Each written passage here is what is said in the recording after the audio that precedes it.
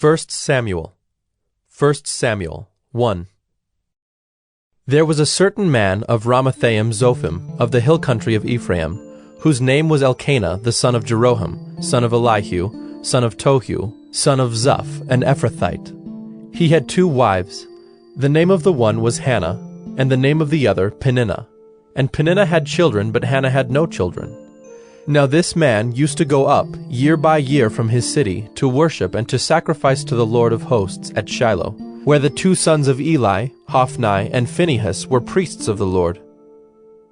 On the day when Elkanah sacrificed, he would give portions to Peninnah his wife, and to all her sons and daughters. But to Hannah he gave a double portion, because he loved her, though the Lord had closed her womb. And her rival used to provoke her grievously to irritate her, because the Lord had closed her womb. So it went on year by year. As often as she went up to the house of the Lord, she used to provoke her. Therefore Hannah wept and would not eat. And Elkanah her husband said to her, Hannah, why do you weep? And why do you not eat? And why is your heart sad? Am I not more to you than 10 sons? After they had eaten and drunk in Shiloh, Hannah rose. Now Eli the priest was sitting on the seat beside the doorpost of the temple of the Lord. She was deeply distressed, and prayed to the Lord, and wept bitterly. And she vowed a vow, and said, O Lord of hosts, if you will indeed look on the affliction of your servant, and remember me, and not forget your servant, but will give to your servant a son, then I will give him to the Lord all the days of his life, and no razor shall touch his head. As she continued praying before the Lord, Eli observed her mouth. Hannah was speaking in her heart, only her lips moved, and her voice was not heard. Therefore Eli took her to be a drunken woman, and Eli said to her, How long will you go on being drunk? Put your wine away from you. But Hannah answered, No, my lord, I am a woman troubled in spirit. I have drunk neither wine nor strong drink, but I have been pouring out my soul before the Lord. Do not regard your servant as a worthless woman, for all along I have been speaking out of my great anxiety and vexation. Then Eli answered, Go in peace, and the God of Israel grant your petition that you have made to him. And she said, Let your servant find favor in your eyes. Then the woman went her way and ate, and her face was no longer sad. They rose early in the morning and worshipped before the Lord. Then they went back to their house at Ramah, and Elkanah knew Hannah his wife, and the Lord remembered her. And in due time Hannah conceived and bore a son, and she called his name Samuel, for she said, I have asked for him from the Lord. The man Elkanah and all his house went up to offer to the Lord the yearly sacrifice, and to pay his vow. But Hannah did not go up, for she said to her husband, As soon as the child is weaned, I will bring him, so that he may appear in the presence of the Lord, and dwell there forever. Elkanah her husband said to her, Do what seems best to you. Wait until you have weaned him. Only may the Lord establish his word. So the woman remained and nursed her son until she weaned him. And when she had weaned him, she took him up with her, along with a 3-year-old bull, an ephah of flour, and a skin of wine, and she brought him to the house of the Lord at Shiloh. And the child was young. Then they slaughtered the bull, and they brought the child to Eli. And she said, Oh, my lord, as you live, my lord, I am the woman who was standing here in your presence praying to the Lord. For this child I prayed, and the Lord has granted me my petition that I made to him. Therefore I have lent him to the Lord. As long as he lives, he is lent to the Lord. And he worshipped the Lord there. 1 Samuel 2. And Hannah prayed and said, My heart exults in the Lord. My strength is exalted in the Lord. My mouth derides my enemies because I rejoice in your salvation. There is none holy like the Lord. There is none besides you. There is no rock like our God. Talk no more so very proudly. Let not arrogance come from your mouth. For the Lord is a God of knowledge, and by him actions are weighed. The bows of the mighty are broken, but the feeble bind on strength. Those who were full have hired themselves out for bread, but those who were hungry have ceased to hunger. The barren has borne 7, but she who has many children is forlorn. The Lord kills and brings to life. He brings down to Sheol and raises up. The Lord makes poor and makes rich. He brings low and he exalts. He raises up the poor from the dust. He lifts the needy from the ash heap to make them sit with princes and inherit a seat of honor. For the pillars of the earth are the Lord's, and on them he has set the world. He will guard the feet of his faithful ones, but the wicked shall be cut off in darkness, for not by might shall a man prevail. The adversaries of the Lord shall be broken to pieces. Against them he will thunder in heaven. The Lord will judge the ends of the earth. He will give strength to his king and exalt the power of his anointed. Then Elkanah went home to Ramah, and the boy ministered to the Lord in the presence of Eli the priest. Now the sons of Eli were worthless men. They did not know the Lord. The custom of the priests with the people was that when any man offered sacrifice, the priest's servant would come while the meat was boiling, with a 3-pronged fork in his hand, and he would thrust it into the pan or kettle or cauldron or pot. All that the fork brought up, the priest would take for himself. This is what they did at Shiloh to all the Israelites who came there. Moreover, before the fat was burned, the priest's servant would come and say to the man who was sacrificing, "Give meat for the priest to roast, for he will not accept boiled meat from you, but only raw." And if the man said to him, "Let them burn the fat first, and then take as much as you wish," he would say, "No, you must give it now, and if not, I will take it by force." Thus the sin of the young men was very great in the sight of the Lord, for the men treated the offering of the Lord with contempt. Samuel was ministering before the Lord, a boy clothed with a linen ephod. And his mother used to make for him a little robe and take it to him each year when she went up with her husband to offer the yearly sacrifice. Then Eli would bless Elkanah and his wife, and say, "May the Lord give you children by this woman, for the petition she asked of the Lord." So then they would return to their home. Indeed, the Lord visited Hannah, and she conceived and bore 3 sons and 2 daughters. And the young man Samuel grew in the presence of the Lord. Now Eli was very old, and he kept hearing all that his sons were doing to all Israel, and how they lay with the women who were serving at the entrance to the tent of meeting. And he said to them, "Why do you do such things? For I hear of your evil dealings from all the people. No, my sons, it is no good report that I hear the people of the Lord spreading abroad. If someone sins against a man, God will mediate for him. But if someone sins against the Lord, who can intercede for him?" But they would not listen to the voice of their father, for it was the will of the Lord to put them to death. Now the young man Samuel continued to grow both in stature and in favor with the Lord, and also with man. And there came a man of God to Eli, and said to him, "Thus the Lord has said, Did I indeed reveal myself to the house of your father when they were in Egypt, subject to the house of Pharaoh? Did I choose him out of all the tribes of Israel to be my priest, to go up to my altar, to burn incense, to wear an ephod before me? I gave to the house of your father all my offerings by fire from the people of Israel. Why then do you scorn my sacrifices and my offerings that I commanded, and honor your sons above me by fattening yourselves on the choicest parts of every offering of my people Israel? Therefore the Lord, the God of Israel, declares, I promised that your house and the house of your father should go in and out before me forever. But now, the Lord declares, far be it from me, for those who honor me, I will honor, and those who despise me shall be lightly esteemed.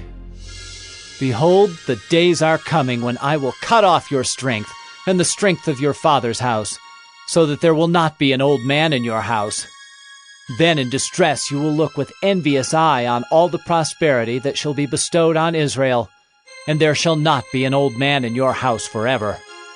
The only one of you whom I shall not cut off from my altar shall be spared to weep his eyes out, to grieve his heart, and all the descendants of your house shall die by the sword of men. And this that shall come upon your 2 sons, Hophni and Phinehas, shall be the sign to you. Both of them shall die on the same day. And I will raise up for myself a faithful priest, who shall do according to what is in my heart and in my mind. And I will build him a sure house, and he shall go in and out before my anointed forever. And everyone who is left in your house shall come to implore him for a piece of silver or a loaf of bread, and shall say, Please, put me in one of the priest's places, that I may eat a morsel of bread. 1 Samuel 3. Now the young man Samuel was ministering to the Lord under Eli. And the word of the Lord was rare in those days. There was no frequent vision. At that time Eli, whose eyesight had begun to grow dim so that he could not see, was lying down in his own place. The lamp of God had not yet gone out, and Samuel was lying down in the temple of the Lord, where the ark of God was. Then the Lord called Samuel, and he said, Here I am. And ran to Eli, and said, Here I am, for you called me. But he said, I did not call. Lie down again. So he went and lay down. And the Lord called again, Samuel. And Samuel arose and went to Eli and said, Here I am, for you called me. But he said, I did not call, my son. Lie down again. Now Samuel did not yet know the Lord, and the word of the Lord had not yet been revealed to him. And the Lord called Samuel again the 3rd time. And he arose and went to Eli and said, Here I am, for you called me. Then Eli perceived that the Lord was calling the young man. Therefore Eli said to Samuel, Go, lie down, and if he calls you, you shall say, Speak, Lord, for your servant hears. So Samuel went and lay down in his place. And the Lord came and stood, calling as at other times, Samuel, Samuel. And Samuel said, Speak, for your servant hears. Then the Lord said to Samuel, Behold, I am about to do a thing in Israel at which the 2 ears of everyone who hears it will tingle. On that day I will fulfill against Eli all that I have spoken concerning his house, from beginning to end. And I declare to him that I am about to punish his house forever, for the iniquity that he knew, because his sons were blaspheming God, and he did not restrain them. Therefore I swear to the house of Eli, that the iniquity of Eli's house shall not be atoned for by sacrifice or offering forever. Samuel lay until morning. Then he opened the doors of the house of the Lord. And Samuel was afraid to tell the vision to Eli. But Eli called Samuel and said, Samuel, my son. And he said, Here I am. And Eli said, What was it that he told you? Do not hide it from me. May God do so to you and more also, if you hide anything from me of all that he told you. So Samuel told him everything, and hid nothing from him. And he said, It is the Lord. Let him do what seems good to him. And Samuel grew, and the Lord was with him, and let none of his words fall to the ground. And all Israel, from Dan to Beersheba, knew that Samuel was established as a prophet of the Lord. And the Lord appeared again at Shiloh, for the Lord revealed himself to Samuel at Shiloh, by the word of the Lord. 1 Samuel 4. And the word of Samuel came to all Israel. Now Israel went out to battle against the Philistines. They encamped at Ebenezer, and the Philistines encamped at Aphek. The Philistines drew up in line against Israel, And when the battle spread, Israel was defeated by the Philistines, who killed about 4,000 men on the field of battle. And when the troops came to the camp, the elders of Israel said, "Why has the Lord defeated us today before the Philistines? Let us bring the ark of the covenant of the Lord here from Shiloh, that it may come among us and save us from the power of our enemies." So the people sent to Shiloh, and brought from there the ark of the covenant of the Lord of hosts, who is enthroned on the cherubim. And the 2 sons of Eli, Hophni and Phinehas, were there with the ark of the covenant of God. As soon as the ark of the covenant of the Lord came into the camp, all Israel gave a mighty shout, so that the earth resounded. And when the Philistines heard the noise of the shouting, they said, "What does this great shouting in the camp of the Hebrews mean?" And when they learned that the ark of the Lord had come to the camp, the Philistines were afraid, for they said, "A god has come into the camp!" And they said, "Woe to us, for nothing like this has happened before! Woe to us! Who can deliver us from the power of these mighty gods? These are the gods who struck the Egyptians with every sort of plague in the wilderness. Take courage and be men, O Philistines, lest you become slaves to the Hebrews, as they have been to you. Be men and fight." So the Philistines fought, and Israel was defeated, and they fled, every man to his home. And there was a very great slaughter, for there fell of Israel 30,000 foot soldiers. And the ark of God was captured, and the 2 sons of Eli, Hophni and Phinehas, died. A man of Benjamin ran from the battle line and came to Shiloh the same day, with his clothes torn and with dirt on his head. When he arrived, Eli was sitting on his seat by the road watching, for his heart trembled for the ark of God. And when the man came into the city and told the news, all the city cried out. When Eli heard the sound of the outcry, he said, "What is this uproar?" Then the man hurried and came and told Eli.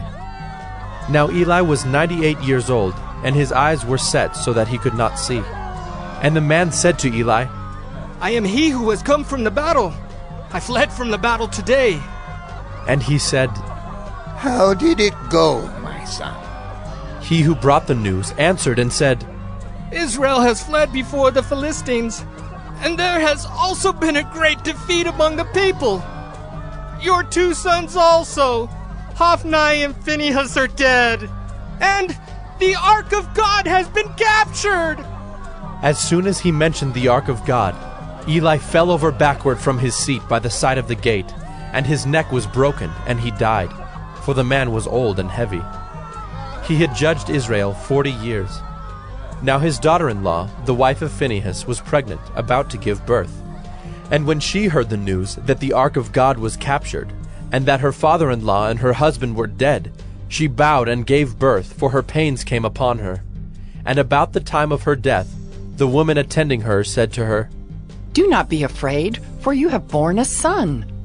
But she did not answer or pay attention, and she named the child Ichabod, saying, "The glory has departed from Israel," because the ark of God had been captured, and because of her father-in-law and her husband.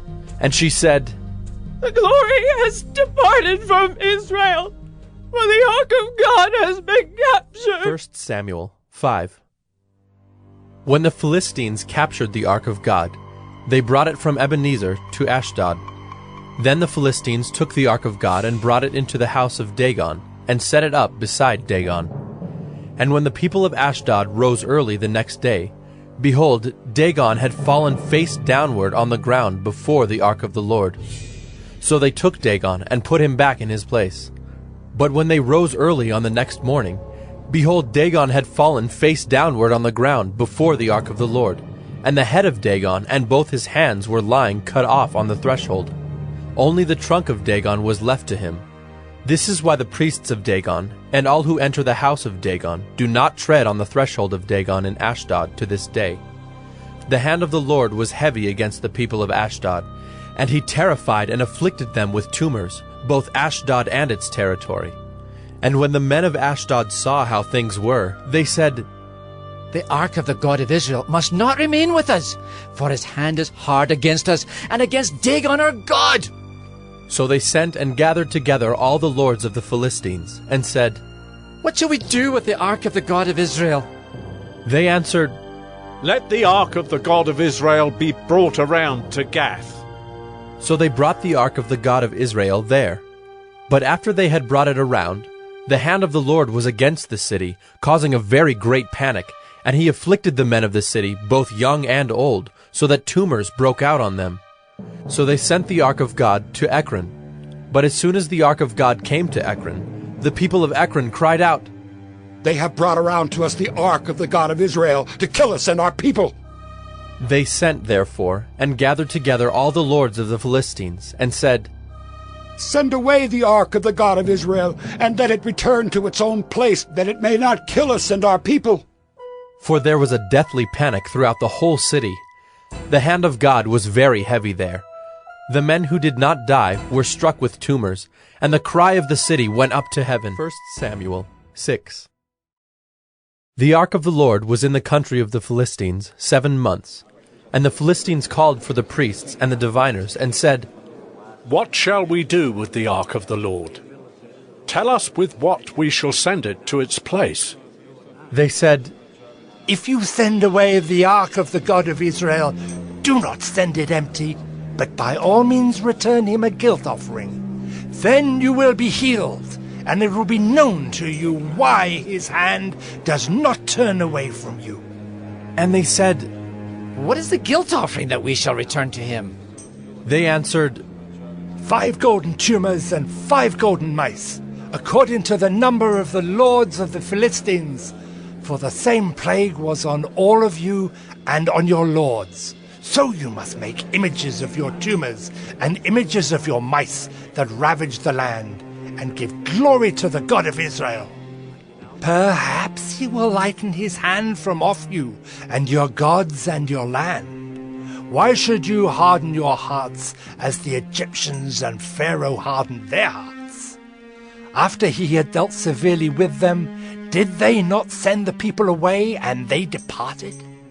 Now then, take and prepare a new cart, and 2 milk cows on which there has never come a yoke, and yoke the cows to the cart, but take their calves home away from them. And take the ark of the Lord, and place it on the cart, and put in a box at its side the figures of gold, which you are returning to him as a guilt offering.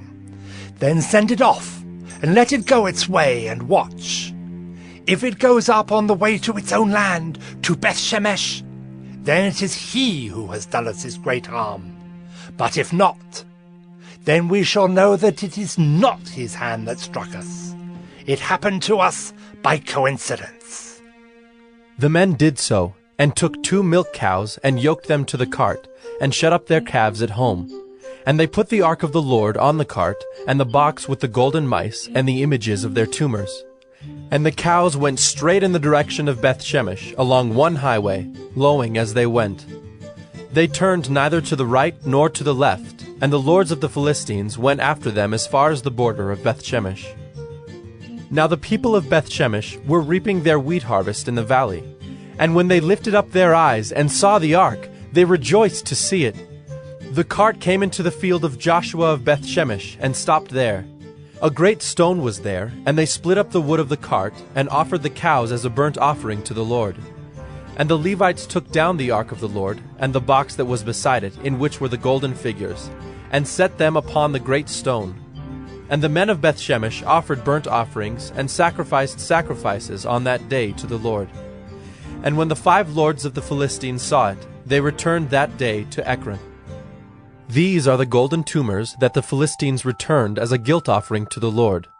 1 for Ashdod, 1 for Gaza, 1 for Ashkelon, 1 for Gath, 1 for Ekron, and the golden mice according to the number of all the cities of the Philistines, belonging to the 5 lords, both fortified cities and unwalled villages. The great stone beside which they set down the ark of the Lord is a witness to this day in the field of Joshua of Beth-Shemesh. And he struck some of the men of Beth-Shemesh, because they looked upon the ark of the Lord. He struck 70 men of them, and the people mourned because the Lord had struck the people with a great blow. Then the men of Beth-Shemesh said, "Who is able to stand before the Lord, this holy God? And to whom shall he go up away from us? So they sent messengers to the inhabitants of Kiriath-Jearim, saying, The Philistines have returned the ark of the Lord. Come down and take it up to 1 you. Samuel 7. And the men of Kiriath-Jearim came and took up the ark of the Lord, and brought it to the house of Abinadab on the hill. And they consecrated his son Eleazar to have charge of the ark of the Lord. From the day that the ark was lodged at Kiriath-Jearim, a long time passed, some 20 years, and all the house of Israel lamented after the Lord. And Samuel said to all the house of Israel, If you are returning to the Lord with all your heart, then put away the foreign gods and the Ashtaroth from among you, and direct your heart to the Lord, and serve him only, and he will deliver you out of the hand of the Philistines. So the people of Israel put away the Baals and the Ashtaroth, and they served the Lord only. Then Samuel said, Gather all Israel at Mizpah, and I will pray to the Lord for you. So they gathered at Mizpah, and drew water and poured it out before the Lord, and fasted on that day, and said there, We have sinned against the Lord. And Samuel judged the people of Israel at Mizpah. Now when the Philistines heard that the people of Israel had gathered at Mizpah, the lords of the Philistines went up against Israel. And when the people of Israel heard of it, they were afraid of the Philistines. And the people of Israel said to Samuel, Do not cease to cry out to the Lord our God for us, that he may save us from the hand of the Philistines. So Samuel took a nursing lamb and offered it as a whole burnt offering to the Lord. And Samuel cried out to the Lord for Israel, and the Lord answered him. As Samuel was offering up the burnt offering, the Philistines drew near to attack Israel. But the Lord thundered with a mighty sound that day against the Philistines, and threw them into confusion, and they were routed before Israel. And the men of Israel went out from Mizpah, and pursued the Philistines, and struck them as far as below Bethkar. Then Samuel took a stone, and set it up between Mizpah and Shen, and called its name Ebenezer. For he said, Till now the Lord has helped us. So the Philistines were subdued, and did not again enter the territory of Israel. And the hand of the Lord was against the Philistines all the days of Samuel. The cities that the Philistines had taken from Israel were restored to Israel, from Ekron to Gath, and Israel delivered their territory from the hand of the Philistines. There was peace also between Israel and the Amorites. Samuel judged Israel all the days of his life, and he went on a circuit year by year to Bethel, Gilgal, and Mizpah, and he judged Israel in all these places.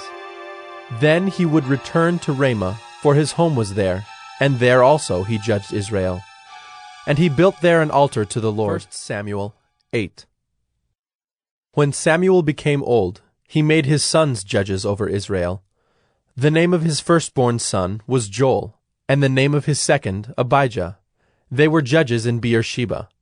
Yet his sons did not walk in his ways, but turned aside after gain. They took bribes and perverted justice. Then all the elders of Israel gathered together, and came to Samuel at Ramah, and said to him, Behold, you are old, and your sons do not walk in your ways. Now appoint for us a king to judge us like all the nations.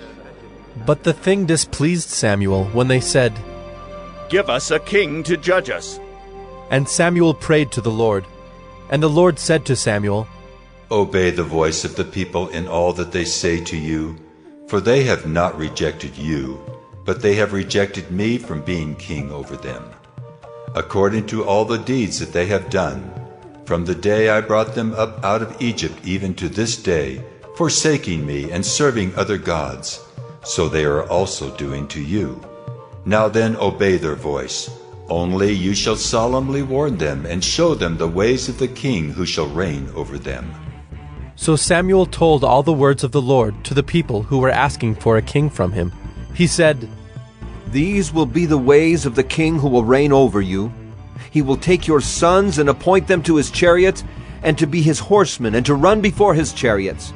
And he will appoint for himself commanders of thousands and commanders of 50s, and some to plow his ground and to reap his harvest, and to make his implements of war and the equipment of his chariots. He will take your daughters to be perfumers and cooks and bakers. He will take the best of your fields and vineyards and olive orchards and give them to his servants. He will take the 10th of your grain and of your vineyards and give it to his officers and to his servants. He will take your male servants and female servants and the best of your young men and your donkeys and put them to his work. He will take the 10th of your flocks, and you shall be his slaves. And in that day you will cry out because of your king, whom you have chosen for yourselves, but the Lord will not answer you in that day. But the people refused to obey the voice of Samuel, and they said, No, but there shall be a king over us, that we also may be like all the nations, and that our king may judge us and go out before us and fight our battles. And when Samuel had heard all the words of the people, he repeated them in the ears of the Lord. And the Lord said to Samuel, Obey their voice and make them a king. Samuel then said to the men of Israel, Go, every man to his city. 1 Samuel 9. There was a man of Benjamin whose name was Kish, the son of Abiel, son of Zerah, son of Bechorath, son of Aphiah, a Benjaminite, a man of wealth. And he had a son whose name was Saul, a handsome young man. There was not a man among the people of Israel more handsome than he. From his shoulders upward he was taller than any of the people. Now the donkeys of Kish, Saul's father, were lost. So Kish said to Saul his son, Take one of the young men with you, and arise. Go and look for the donkeys. And he passed through the hill country of Ephraim, and passed through the land of Shalisha, but they did not find them. And they passed through the land of Shaalim, but they were not there. Then they passed through the land of Benjamin, but did not find them. When they came to the land of Zuph, Saul said to his servant who was with him, Come, let us go back, lest my father cease to care about the donkeys and become anxious about us. But he said to him, Behold, there is a man of God in this city, and he is a man who is held in honor. All that he says comes true. So now let us go there. Perhaps he can tell us the way we should go. Then Saul said to his servant, But if we go, what can we bring the man? For the bread in our sacks is gone, and there is no present to bring to the man of God. What do we have? The servant answered Saul again, Here, I have with me 1/4 of a shekel of silver, and I will give it to the man of God to tell us our way. Formerly in Israel, when a man went to inquire of God, he said, Come, let us go to the seer, for today's prophet was formerly called a seer. And Saul said to his servant, Well said. Come, let us go. So they went to the city where the man of God was. As they went up the hill to the city, they met young women coming out to draw water, and said to them, Is the seer here? They answered, He is. Behold, he is just ahead of you. Hurry! He has come just now to the city, because the people have a sacrifice today on the high place. As soon as you enter the city, you will find him before he goes up to the high place to eat.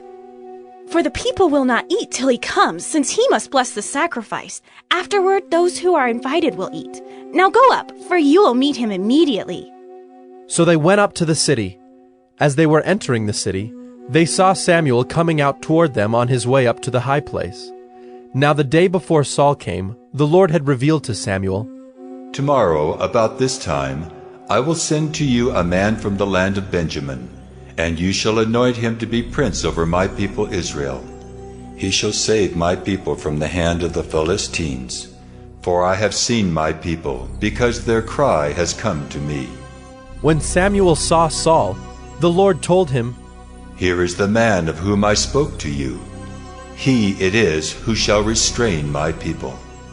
Then Saul approached Samuel in the gate and said, Tell me, where is the house of the seer? Samuel answered Saul, I am the seer. Go up before me to the high place. For today you shall eat with me, and in the morning I will let you go and will tell you all that is on your mind. As for your donkeys that were lost 3 days ago, do not set your mind on them, for they have been found. And for whom is all that is desirable in Israel? Is it not for you and for all your father's house? Saul answered, Am I not a Benjaminite, from the least of the tribes of Israel? And is not my clan the humblest of all the clans of the tribe of Benjamin? Why then have you spoken to me in this way? Then Samuel took Saul and his young men, and brought them into the hall, and gave them a place at the head of those who had been invited, who were about 30 persons. And Samuel said to the cook, Bring the portion I gave you, of which I said to you, put it aside. So the cook took up the leg and what was on it, and set them before Saul. And Samuel said, See, what was kept is set before you. Eat, because it was kept for you until the hour appointed, that you might eat with the guests. So Saul ate with Samuel that day. And when they came down from the high place into the city, a bed was spread for Saul on the roof, and he lay down to sleep. Then at the break of dawn, Samuel called to Saul on the roof, Up, that I may send you on your way. So Saul arose, and both he and Samuel went out into the street. As they were going down to the outskirts of the city, Samuel said to Saul, Tell the servant to pass on before us, and when he has passed on, stop here yourself for a while, that I may make known to you the word of God. 1 Samuel 10. Then Samuel took a flask of oil, and poured it on his head, and kissed him, and said, Has not the Lord anointed you to be prince over his people Israel? And you shall reign over the people of the Lord, and you will save them from the hand of their surrounding enemies. And this shall be the sign to you that the Lord has anointed you to be prince over his heritage.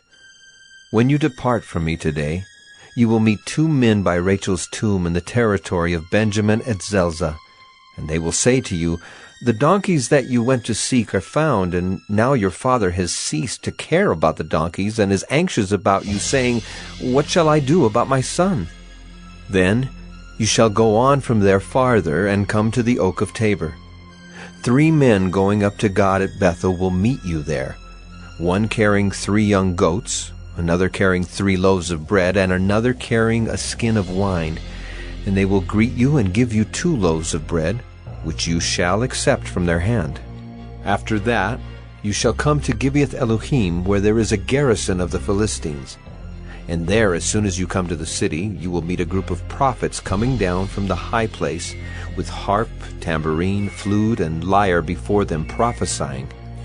Then the Spirit of the Lord will rush upon you, and you will prophesy with them, and be turned into another man. Now when these signs meet you, do what your hand finds to do, for God is with you. Then go down before me to Gilgal.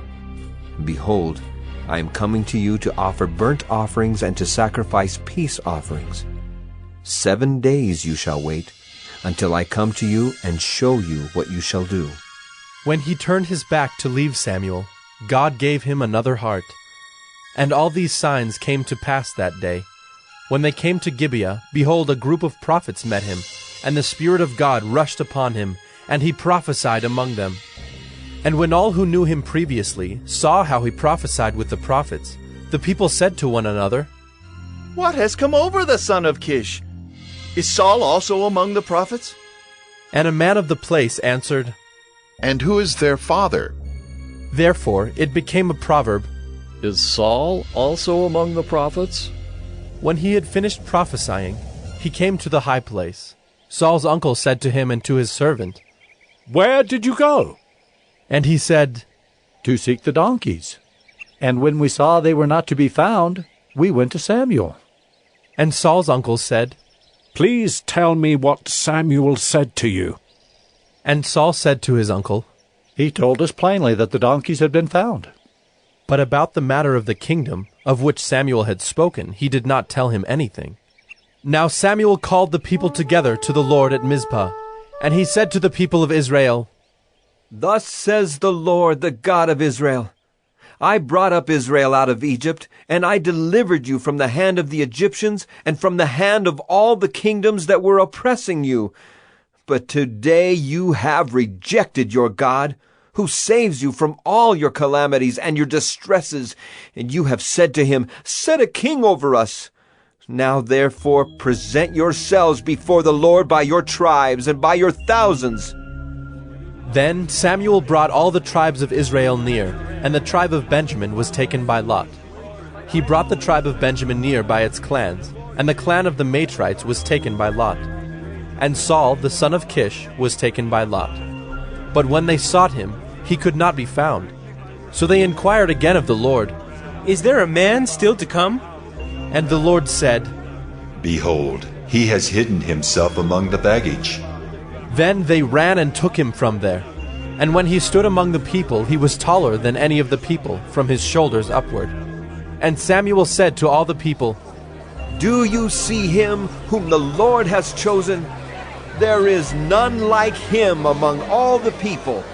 And all the people shouted, Long live the king! Then Samuel told the people the rights and duties of the kingship, and he wrote them in a book and laid it up before the Lord. Then Samuel sent all the people away, each one to his home. Saul also went to his home at Gibeah, and with him went men of valor, whose hearts God had touched. But some worthless fellows said, How can this man save us? And they despised him and brought him no present. But he held his peace. 1 Samuel 11. Then Nahash the Ammonite went up and besieged Jabesh-Gilead. And all the men of Jabesh said to Nahash, Make a treaty with us, and we will serve you. But Nahash the Ammonite said to them, On this condition, I will make a treaty with you, that I gouge out all your right eyes, and thus bring disgrace on all Israel. The elders of Jabesh said to him, Give us 7 days' respite, that we may send messengers through all the territory of Israel. Then, if there is no one to save us, we will give ourselves up to you. When the messengers came to Gibeah of Saul, they reported the matter in the ears of the people, and all the people wept aloud. Now behold, Saul was coming from the field behind the oxen, and Saul said, What is wrong with the people that they are weeping? So they told him the news of the men of Jabesh. And the Spirit of God rushed upon Saul when he heard these words, and his anger was greatly kindled. He took a yoke of oxen and cut them in pieces, and sent them throughout all the territory of Israel by the hand of messengers, saying, Whoever does not come out after Saul and Samuel, so shall it be done to his oxen. Then the dread of the Lord fell upon the people, and they came out as one man. When he mustered them at Bezek, the people of Israel were 300,000, and the men of Judah 30,000. And they said to the messengers who had come, Thus shall you say to the men of Jabesh-Gilead, Tomorrow by the time the sun is hot, you shall have deliverance. When the messengers came and told the men of Jabesh, they were glad. Therefore the men of Jabesh said, Tomorrow we will give ourselves up to you, and you may do to us whatever seems good to you. And the next day Saul put the people in 3 companies. And they came into the midst of the camp in the morning watch, and struck down the Ammonites until the heat of the day. And those who survived were scattered, so that no 2 of them were left together. Then the people said to Samuel, Who is it that said, Shall Saul reign over us? Bring the men, that we may put them to death. But Saul said, Not a man shall be put to death this day, for today the Lord has worked salvation in Israel. Then Samuel said to the people, Come, let us go to Gilgal, and there renew the kingdom. So all the people went to Gilgal, and there they made Saul king before the Lord in Gilgal. There they sacrificed peace offerings before the Lord, and there Saul and all the men of Israel rejoiced greatly. 1 Samuel 12. And Samuel said to all Israel, Behold, I have obeyed your voice in all that you have said to me, and have made a king over you. And now, behold, the king walks before you, and I am old and gray, and behold, my sons are with you. I have walked before you from my youth until this day. Here I am, testify against me before the Lord and before his anointed. Whose ox have I taken, or whose donkey have I taken? Or whom have I defrauded? Whom have I oppressed? Or from whose hand have I taken a bribe to blind my eyes with it? Testify against me, and I will restore it to you. They said, You have not defrauded us, or oppressed us, or taken anything from any man's hand. And he said to them, The Lord is witness against you, and his anointed is witness this day that you have not found anything in my hand. And they said, He is witness. And Samuel said to the people, The Lord is witness, who appointed Moses and Aaron, and brought your fathers up out of the land of Egypt. Now therefore stand still, that I may plead with you before the Lord concerning all the righteous deeds of the Lord that he performed for you and for your fathers. When Jacob went into Egypt, and the Egyptians oppressed them, then your fathers cried out to the Lord, and the Lord sent Moses and Aaron, who brought your fathers out of Egypt and made them dwell in this place. But they forgot the Lord their God, and he sold them into the hand of Sisera, commander of the army of Hazor, and into the hand of the Philistines, and into the hand of the king of Moab.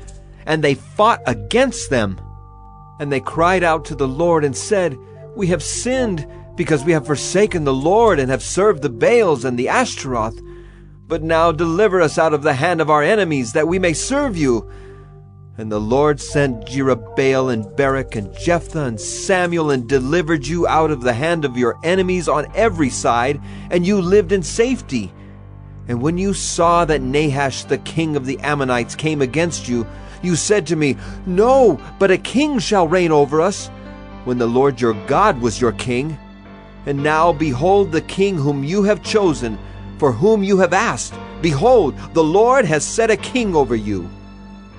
If you will fear the Lord and serve him and obey his voice, and not rebel against the commandment of the Lord, and if both you and the king who reigns over you will follow the Lord your God, it will be well.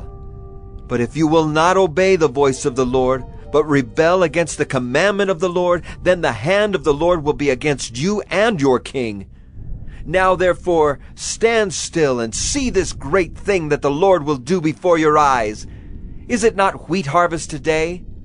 I will call upon the Lord, that he may send thunder and rain, and you shall know and see that your wickedness is great, which you have done in the sight of the Lord, in asking for yourselves a king. So Samuel called upon the Lord, and the Lord sent thunder and rain that day. And all the people greatly feared the Lord and Samuel. And all the people said to Samuel, Pray for your servants to the Lord your God, that we may not die. For we have added to all our sins this evil, to ask for ourselves a king. And Samuel said to the people, Do not be afraid. You have done all this evil. Yet do not turn aside from following the Lord, but serve the Lord with all your heart. And do not turn aside after empty things that cannot profit or deliver, for they are empty. For the Lord will not forsake his people for his great name's sake, because it has pleased the Lord to make you a people for himself. Moreover, as for me, far be it from me that I should sin against the Lord by ceasing to pray for you, and I will instruct you in the good and the right way. Only fear the Lord and serve him faithfully with all your heart. For consider what great things he has done for you. But if you still do wickedly, you shall be swept away, both you and your king. 1 Samuel 13. Saul was years old when he began to reign, and he reigned 2 years over Israel. Saul chose 3,000 men of Israel. 2,000 were with Saul in Michmash and the hill country of Bethel, and 1,000 were with Jonathan in Gibeah of Benjamin. The rest of the people he sent home, every man to his tent. Jonathan defeated the garrison of the Philistines that was at Geba, and the Philistines heard of it. And Saul blew the trumpet throughout all the land, saying, Let the Hebrews hear! And all Israel heard it said that Saul had defeated the garrison of the Philistines, and also that Israel had become a stench to the Philistines. And the people were called out to join Saul at Gilgal. And the Philistines mustered to fight with Israel 30,000 chariots and 6,000 horsemen and troops, like the sand on the seashore in multitude. They came up and encamped in Michmash to the east of Bethaven. When the men of Israel saw that they were in trouble, for the people were hard pressed, the people hid themselves in caves and in holes and in rocks and in tombs and in cisterns. And some Hebrews crossed the fords of the Jordan to the land of Gad and Gilead. Saul was still at Gilgal, and all the people followed him trembling. He waited 7 days, the time appointed by Samuel. But Samuel did not come to Gilgal, and the people were scattering from him. So Saul said, Bring the burnt offering here to me, and the peace offerings. And he offered the burnt offering. As soon as he had finished offering the burnt offering, behold, Samuel came, and Saul went out to meet him and greet him. Samuel said, "What have you done?" And Saul said, "When I saw that the people were scattering from me, and that you did not come within the days appointed, and that the Philistines had mustered at Michmash, I said, now the Philistines will come down against me at Gilgal, and I have not sought the favor of the Lord. So I forced myself and offered the burnt offering." And Samuel said to Saul, "You have done foolishly. You have not kept the command of the Lord your God with which he commanded you. For then the Lord would have established your kingdom over Israel forever. But now your kingdom shall not continue. The Lord has sought out a man after his own heart, and the Lord has commanded him to be prince over his people, because you have not kept what the Lord commanded you." And Samuel arose and went up from Gilgal. The rest of the people went up after Saul to meet the army. They went up from Gilgal to Gibeah of Benjamin, and Saul numbered the people who were present with him, about 600 men. And Saul and Jonathan his son, and the people who were present with them, stayed in Gibeah of Benjamin, but the Philistines encamped in Michmash. And raiders came out of the camp of the Philistines in 3 companies. One company turned toward Ophrah, to the land of Shual. Another company turned toward Beth-horon, and another company turned toward the border that looks down on the valley of Zeboim, toward the wilderness. Now there was no blacksmith to be found throughout all the land of Israel, for the Philistines said, "Lest the Hebrews make themselves swords or spears." But every one of the Israelites went down to the Philistines to sharpen his plowshare, his mattock, his axe, or his sickle. And the charge was 2/3 of a shekel for the plowshares and for the mattocks, and 1/3 of a shekel for sharpening the axes and for setting the goads. So on the day of the battle there was neither sword nor spear found in the hand of any of the people with Saul and Jonathan, but Saul and Jonathan his son had them. And the garrison of the Philistines went out to the pass of Michmash. 1 Samuel 14. One day Jonathan, the son of Saul, said to the young man who carried his armor, "Come, let us go over to the Philistine garrison on the other side." But he did not tell his father. Saul was staying in the outskirts of Gibeah in the pomegranate cave at Migron. The people who were with him were about 600 men, including Ahijah the son of Ahitub, Ichabod's brother, son of Phinehas, son of Eli, the priest of the Lord in Shiloh, wearing an ephod. And the people did not know that Jonathan had gone. Within the passes by which Jonathan sought to go over to the Philistine garrison, there was a rocky crag on the one side and a rocky crag on the other side. The name of the one was Bozez, and the name of the other Sina. The one crag rose on the north in front of Michmash, and the other on the south in front of Geba. Jonathan said to the young man who carried his armor, "Come, let us go over to the garrison of these uncircumcised. It may be that the Lord will work for us, for nothing can hinder the Lord from saving by many or by few."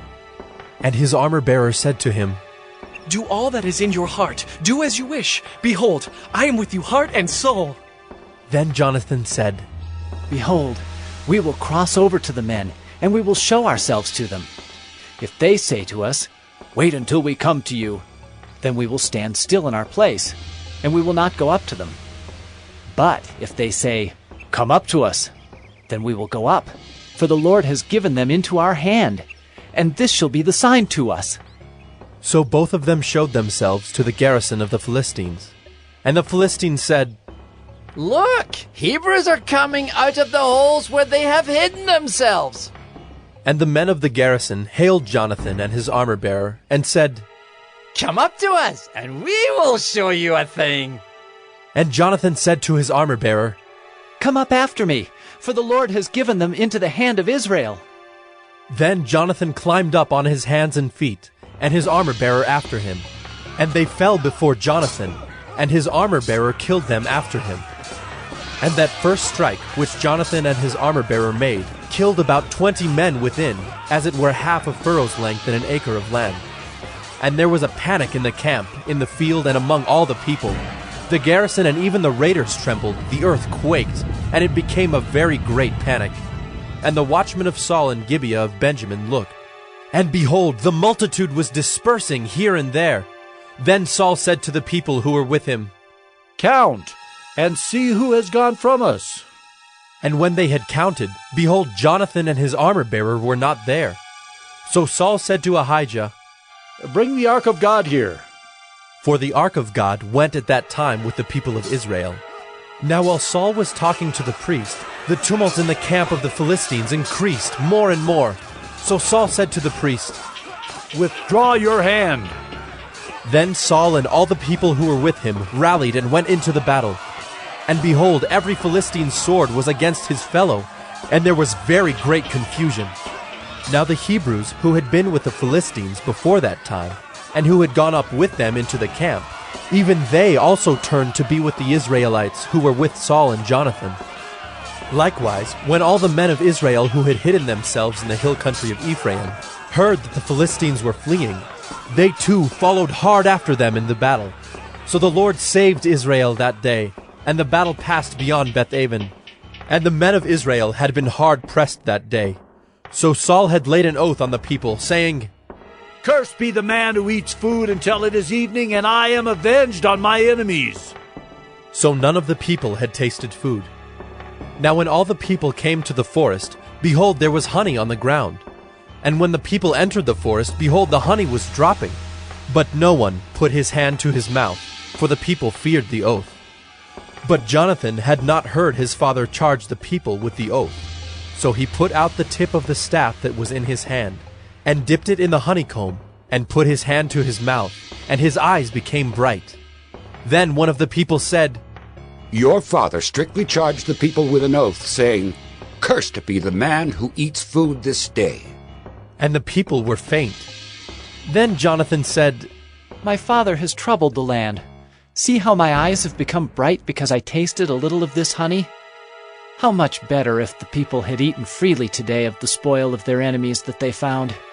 For now the defeat among the Philistines has not been great. They struck down the Philistines that day from Michmash to Ajalon, and the people were very faint. The people pounced on the spoil, and took sheep and oxen and calves, and slaughtered them on the ground, and the people ate them with the blood. Then they told Saul, Behold, the people are sinning against the Lord by eating with the blood. And he said, You have dealt treacherously. Roll a great stone to me here. And Saul said, Disperse yourselves among the people, and say to them, Let every man bring his ox or his sheep, and slaughter them here and eat. And do not sin against the Lord by eating with the blood. So every one of the people brought his ox with him that night, and they slaughtered them there. And Saul built an altar to the Lord. It was the first altar that he built to the Lord.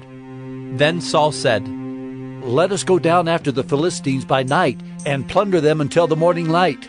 Let us not leave a man of them. And they said, Do whatever seems good to you. But the priest said, Let us draw near to God here. And Saul inquired of God, Shall I go down after the Philistines? Will you give them into the hand of Israel? But he did not answer him that day. And Saul said, Come here, all you leaders of the people, and know and see how this sin has arisen today. For as the Lord lives who saves Israel, though it be in Jonathan my son, he shall surely die. But there was not a man among the people who answered him. Then he said to all Israel, You shall be on one side, and I and Jonathan my son will be on the other side. And the people said to Saul, Do what seems good to you. Therefore Saul said, O Lord God of Israel, why have you not answered your servant this day? If this guilt is in me or in Jonathan my son, O Lord God of Israel, give Urim. But if this guilt is in your people Israel, give Thummim. And Jonathan and Saul were taken, but the people escaped. Then Saul said, Cast the lot between me and my son Jonathan. And Jonathan was taken. Then Saul said to Jonathan, Tell me what you have done. And Jonathan told him, I tasted a little honey with the tip of the staff that was in my hand. Here I am. I will die. And Saul said, God do so to me and more also. You shall surely die, Jonathan. Then the people said to Saul, Shall Jonathan die, who has worked this great salvation in Israel? Far from it. As the Lord lives, there shall not one hair of his head fall to the ground, for he has worked with God this day. So the people ransomed Jonathan, so that he did not die.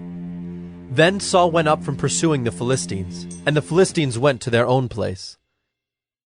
When Saul had taken the kingship over Israel, he fought against all his enemies on every side, against Moab, against the Ammonites, against Edom, against the kings of Zobah, and against the Philistines. Wherever he turned, he routed them. And he did valiantly, and struck the Amalekites, and delivered Israel out of the hands of those who plundered them. Now the sons of Saul were Jonathan, Ishvi, and Malchishua, and the names of his 2 daughters were these. The name of the firstborn was Merab, and the name of the younger, Michal. And the name of Saul's wife was Ahinoam, the daughter of Ahimaaz. And the name of the commander of his army was Abner, the son of Ner, Saul's uncle. Kish was the father of Saul, and Ner, the father of Abner, was the son of Abiel. There was hard fighting against the Philistines all the days of Saul. And when Saul saw any strong man, or any valiant man, he attached him to himself. 1 Samuel 15. And Samuel said to Saul, The Lord sent me to anoint you king over his people Israel. Now therefore listen to the words of the Lord. Thus says the Lord of hosts, I have noted what Amalek did to Israel in opposing them on the way when they came up out of Egypt. Now go and strike Amalek, and devote to destruction all that they have. Do not spare them, but kill both man and woman, child and infant, ox and sheep, camel and donkey. So Saul summoned the people, and numbered them in Telaim, 200,000 men on foot, and 10,000 men of Judah. And Saul came to the city of Amalek, and lay in wait in the valley. Then Saul said to the Kenites, Go, depart, go down from among the Amalekites, lest I destroy you with them. For you showed kindness to all the people of Israel when they came up out of Egypt. So the Kenites departed from among the Amalekites. And Saul defeated the Amalekites from Havilah as far as Shur, which is east of Egypt. And he took Agag, the king of the Amalekites, alive, and devoted to destruction all the people with the edge of the sword. But Saul and the people spared Agag, and the best of the sheep, and of the oxen, and of the fattened calves and the lambs, and all that was good, and would not utterly destroy them. All that was despised and worthless they devoted to destruction. The word of the Lord came to Samuel. I regret that I have made Saul king, for he has turned back from following me and has not performed my commandments. And Samuel was angry, and he cried to the Lord all night. And Samuel rose early to meet Saul in the morning. And it was told Samuel, Saul came to Carmel, and behold, he set up a monument for himself, and turned and passed on, and went down to Gilgal. And Samuel came to Saul, and Saul said to him, Blessed be you to the Lord. I have performed the commandment of the Lord. And Samuel said, What then is this bleating of the sheep in my ears, and the lowing of the oxen that I hear? Saul said, They have brought them from the Amalekites, for the people spared the best of the sheep and of the oxen to sacrifice to the Lord your God, and the rest we have devoted to destruction. Then Samuel said to Saul, Stop. I will tell you what the Lord said to me this night. And he said to him, Speak. And Samuel said, Though you are little in your own eyes, are you not the head of the tribes of Israel? The Lord anointed you king over Israel. And the Lord sent you on a mission and said, Go, devote to destruction the sinners, the Amalekites, and fight against them until they are consumed. Why then did you not obey the voice of the Lord? Why did you pounce on the spoil and do what was evil in the sight of the Lord? And Saul said to Samuel, I have obeyed the voice of the Lord. I have gone on the mission on which the Lord sent me. I have brought Agag, the king of Amalek, and I have devoted the Amalekites to destruction. But the people took of the spoil sheep and oxen, the best of the things devoted to destruction, to sacrifice to the Lord your God in Gilgal. And Samuel said, Has the Lord as great delight in burnt offerings and sacrifices as in obeying the voice of the Lord? Behold, to obey is better than sacrifice, and to listen than the fat of rams. For rebellion is as the sin of divination, and presumption is as iniquity and idolatry. Because you have rejected the word of the Lord, he has also rejected you from being king. Saul said to Samuel, I have sinned, for I have transgressed the commandment of the Lord in your words, because I feared the people and obeyed their voice. Now therefore, please, pardon my sin and return with me, that I may worship the Lord. And Samuel said to Saul, I will not return with you, for you have rejected the word of the Lord, and the Lord has rejected you from being king over Israel. As Samuel turned to go away, Saul seized the skirt of his robe, and it tore. And Samuel said to him, The Lord has torn the kingdom of Israel from you this day, and has given it to a neighbor of yours who is better than you. And also the glory of Israel will not lie or have regret, for he is not a man that he should have regret. Then he said, I have sinned. Yet honor me now before the elders of my people and before Israel, and return with me, that I may bow before the Lord your God. So Samuel turned back after Saul, and Saul bowed before the Lord. Then Samuel said, Bring here to me Agag, the king of the Amalekites. And Agag came to him cheerfully. Agag said, Surely the bitterness of death is past. And Samuel said, As your sword has made women childless, so shall your mother be childless among women. And Samuel hacked Agag to pieces before the Lord in Gilgal. Then Samuel went to Ramah, and Saul went up to his house in Gibeah of Saul. And Samuel did not see Saul again until the day of his death. But Samuel grieved over Saul. And the Lord regretted that he had made Saul king over Israel. 1 Samuel 16. The Lord said to Samuel, How long will you grieve over Saul, since I have rejected him from being king over Israel? Fill your horn with oil and go. I will send you to Jesse the Bethlehemite, for I have provided for myself a king among his sons. And Samuel said, How can I go? If Saul hears it, he will kill me. And the Lord said, Take a heifer with you and say, I have come to sacrifice to the Lord. And invite Jesse to the sacrifice, and I will show you what you shall do. And you shall anoint for me him whom I declare to you. Samuel did what the Lord commanded, and came to Bethlehem. The elders of the city came to meet him, trembling, and said, Do you come peaceably? And he said, Peaceably. I have come to sacrifice to the Lord. Consecrate yourselves, and come with me to the sacrifice. And he consecrated Jesse and his sons, and invited them to the sacrifice. When they came, he looked on Eliab, and thought, Surely the Lord's anointed is before him. But the Lord said to Samuel, Do not look on his appearance, or on the height of his stature, because I have rejected him. For the Lord sees not as man sees. Man looks on the outward appearance, but the Lord looks on the heart. Then Jesse called Abinadab, and made him pass before Samuel. And he said, Neither has the Lord chosen this one. Then Jesse made Shammah pass by. And he said, Neither has the Lord chosen this one. And Jesse made 7 of his sons pass before Samuel. And Samuel said to Jesse, The Lord has not chosen these. Then Samuel said to Jesse, Are all your sons here? And he said, There remains yet the youngest, but behold, he is keeping the sheep. And Samuel said to Jesse, Send and get him, for we will not sit down till he comes here. And he sent and brought him in. Now he was ruddy, and had beautiful eyes, and was handsome. And the Lord said, Arise, anoint him, for this is he. Then Samuel took the horn of oil, and anointed him in the midst of his brothers.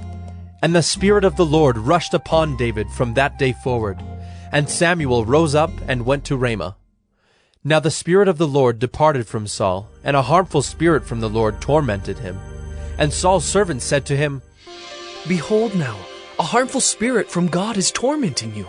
Let our Lord now command your servants who are before you to seek out a man who is skillful in playing the lyre. And when the harmful spirit from God is upon you, he will play it, and you will be well. So Saul said to his servants, Provide for me a man who can play well, and bring him to me.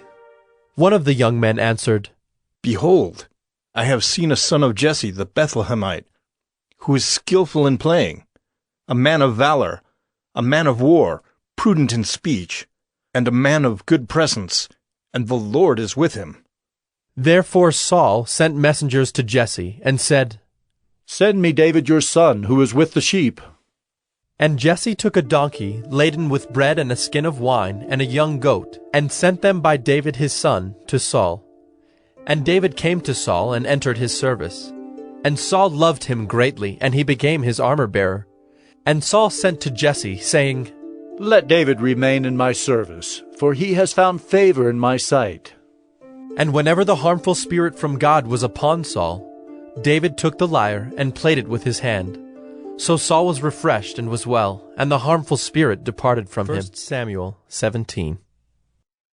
Now the Philistines gathered their armies for battle, and they were gathered at Soko, which belongs to Judah, and encamped between Soko and Azekah, in Ephes-dammim. And Saul and the men of Israel were gathered and encamped in the valley of Elah, and drew up in line of battle against the Philistines. And the Philistines stood on the mountain on the one side, and Israel stood on the mountain on the other side, with a valley between them. And there came out from the camp of the Philistines a champion named Goliath of Gath, whose height was 6 cubits and a span. He had a helmet of bronze on his head, and he was armed with a coat of mail, and the weight of the coat was 5,000 shekels of bronze. And he had bronze armor on his legs, and a javelin of bronze slung between his shoulders. The shaft of his spear was like a weaver's beam, and his spear's head weighed 600 shekels of iron.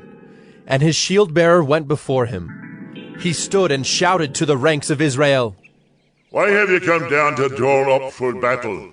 Am I not a Philistine? And are you not servants of Saul? Choose a man for yourselves, and let him come down to me. If he is able to fight with me and kill me, then we will be your servants. But if I prevail against him and kill him, then you shall be our servants and serve us. And the Philistine said, I defy the ranks of Israel this day. Give me a man, that we may fight together. When Saul and all Israel heard these words of the Philistine, they were dismayed and greatly afraid. Now David was the son of an Ephrathite of Bethlehem in Judah, named Jesse, who had 8 sons. In the days of Saul, the man was already old and advanced in years. The 3 oldest sons of Jesse had followed Saul to the battle, and the names of his 3 sons who went to the battle were Eliab, the firstborn, and next to him Abinadab, and the third Shammah. David was the youngest. The 3 eldest followed Saul, but David went back and forth from Saul to feed his father's sheep at Bethlehem. For 40 days the Philistine came forward and took his stand, morning and evening. And Jesse said to David his son, Take for your brothers an ephah of this parched grain and these 10 loaves, and carry them quickly to the camp to your brothers. Also take these 10 cheeses to the commander of their 1,000. See if your brothers are well, and bring some token from them. Now Saul and they and all the men of Israel were in the valley of Elah, fighting with the Philistines. And David rose early in the morning, and left the sheep with a keeper, and took the provisions, and went, as Jesse had commanded him. And he came to the encampment as the host was going out to the battle line, shouting the war cry. And Israel and the Philistines drew up for battle, army against army. And David left the things in charge of the keeper of the baggage, and ran to the ranks, and went and greeted his brothers. As he talked with them, behold, the champion, the Philistine of Gath, Goliath by name, came up out of the ranks of the Philistines, and spoke the same words as before. And David heard him. All the men of Israel, when they saw the man, fled from him, and were much afraid. And the men of Israel said, Have you seen this man who has come up? Surely he has come up to defy Israel. And the king will enrich the man who kills him with great riches, and will give him his daughter, and make his father's house free in Israel. And David said to the men who stood by him, What shall be done for the man who kills this Philistine, and takes away the reproach from Israel? For who is this uncircumcised Philistine, that he should defy the armies of the living God? And the people answered him in the same way, So shall it be done to the man who kills him. Now Eliab, his eldest brother, heard when he spoke to the men. And Eliab's anger was kindled against David, and he said, Why have you come down? And with whom have you left those few sheep in the wilderness? I know your presumption and the evil of your heart, for you have come down to see the battle. And David said, What have I done now? Was it not but a word?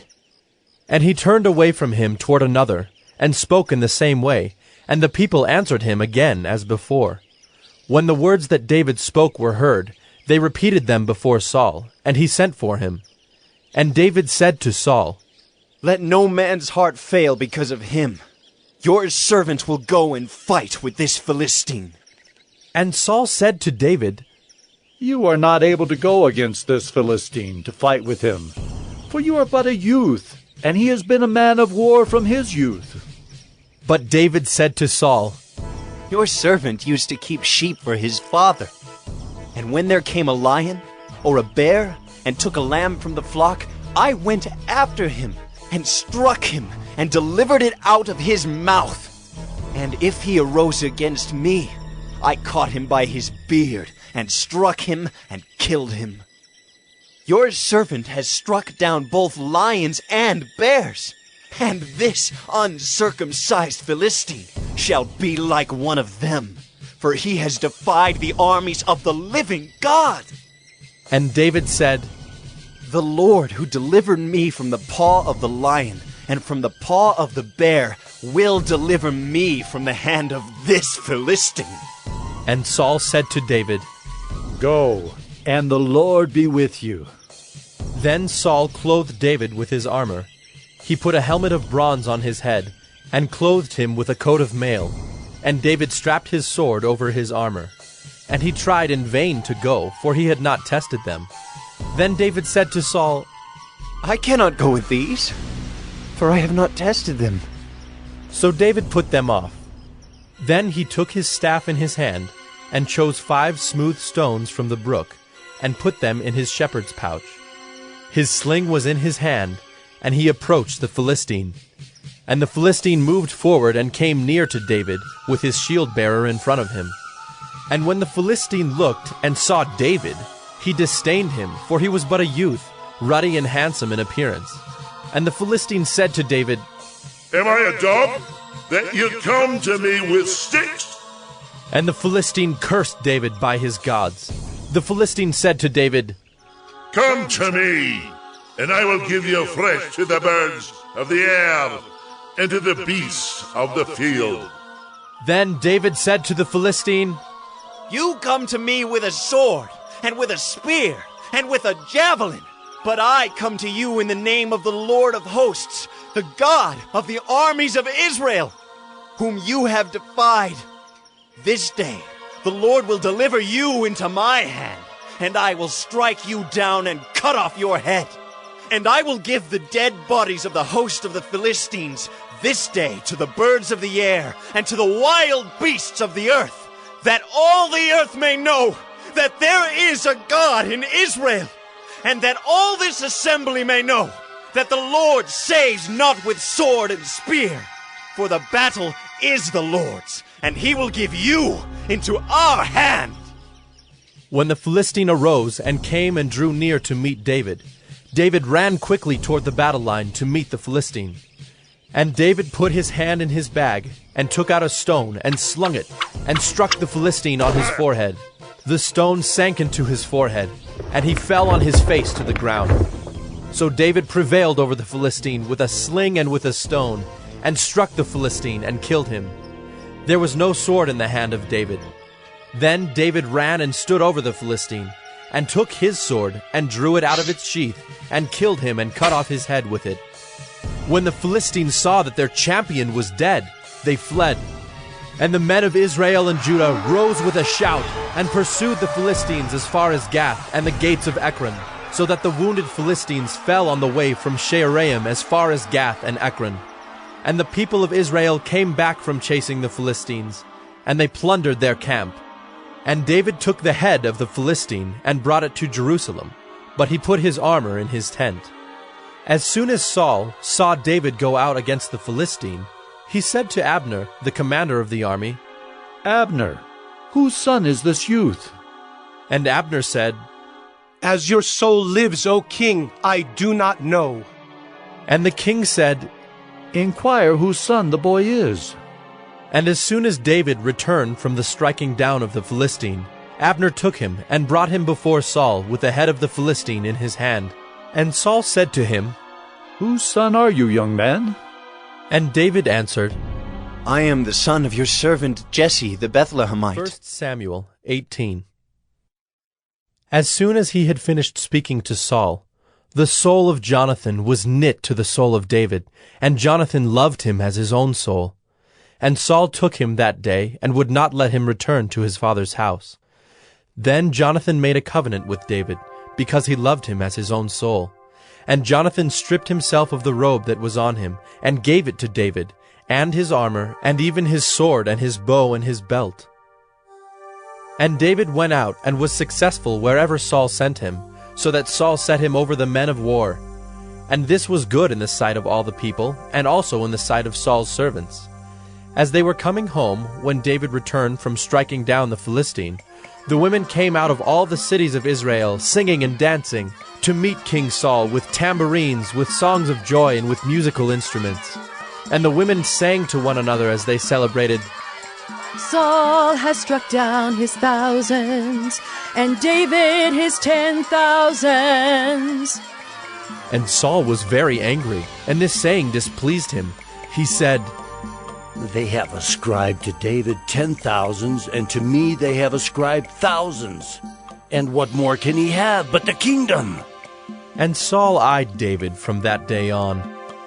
The next day, a harmful spirit from God rushed upon Saul, and he raved within his house while David was playing the lyre, as he did day by day. Saul had his spear in his hand, and Saul hurled the spear, for he thought, I will pin David to the wall. But David evaded him twice. Saul was afraid of David, because the Lord was with him, but had departed from Saul. So Saul removed him from his presence, and made him a commander of 1,000. And he went out and came in before the people. And David had success in all his undertakings, for the Lord was with him. And when Saul saw that he had great success, he stood in fearful awe of him. But all Israel and Judah loved David, for he went out and came in before them. Then Saul said to David, Here is my elder daughter Merab. I will give her to you for a wife. Only be valiant for me and fight the Lord's battles. For Saul thought, Let not my hand be against him, but let the hand of the Philistines be against him. And David said to Saul, Who am I, and who are my relatives, my father's clan in Israel, that I should be son-in-law to the king? But at the time when Merab, Saul's daughter, should have been given to David, she was given to Adriel the Maholathite for a wife. Now Saul's daughter Michal loved David, and they told Saul, and the thing pleased him.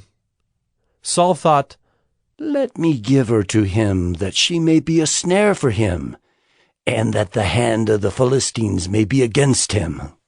Therefore Saul said to David a second time, You shall now be my son-in-law. And Saul commanded his servants, Speak to David in private, and say, Behold, the king has delight in you, and all his servants love you. Now then, become the king's son-in-law. And Saul's servants spoke those words in the ears of David. And David said, Does it seem to you a little thing to become the king's son-in-law, since I am a poor man and have no reputation? And the servants of Saul told him, Thus and so did David speak. Then Saul said, Thus shall you say to David, The king desires no bride price, except 100 foreskins of the Philistines, that he may be avenged of the king's enemies.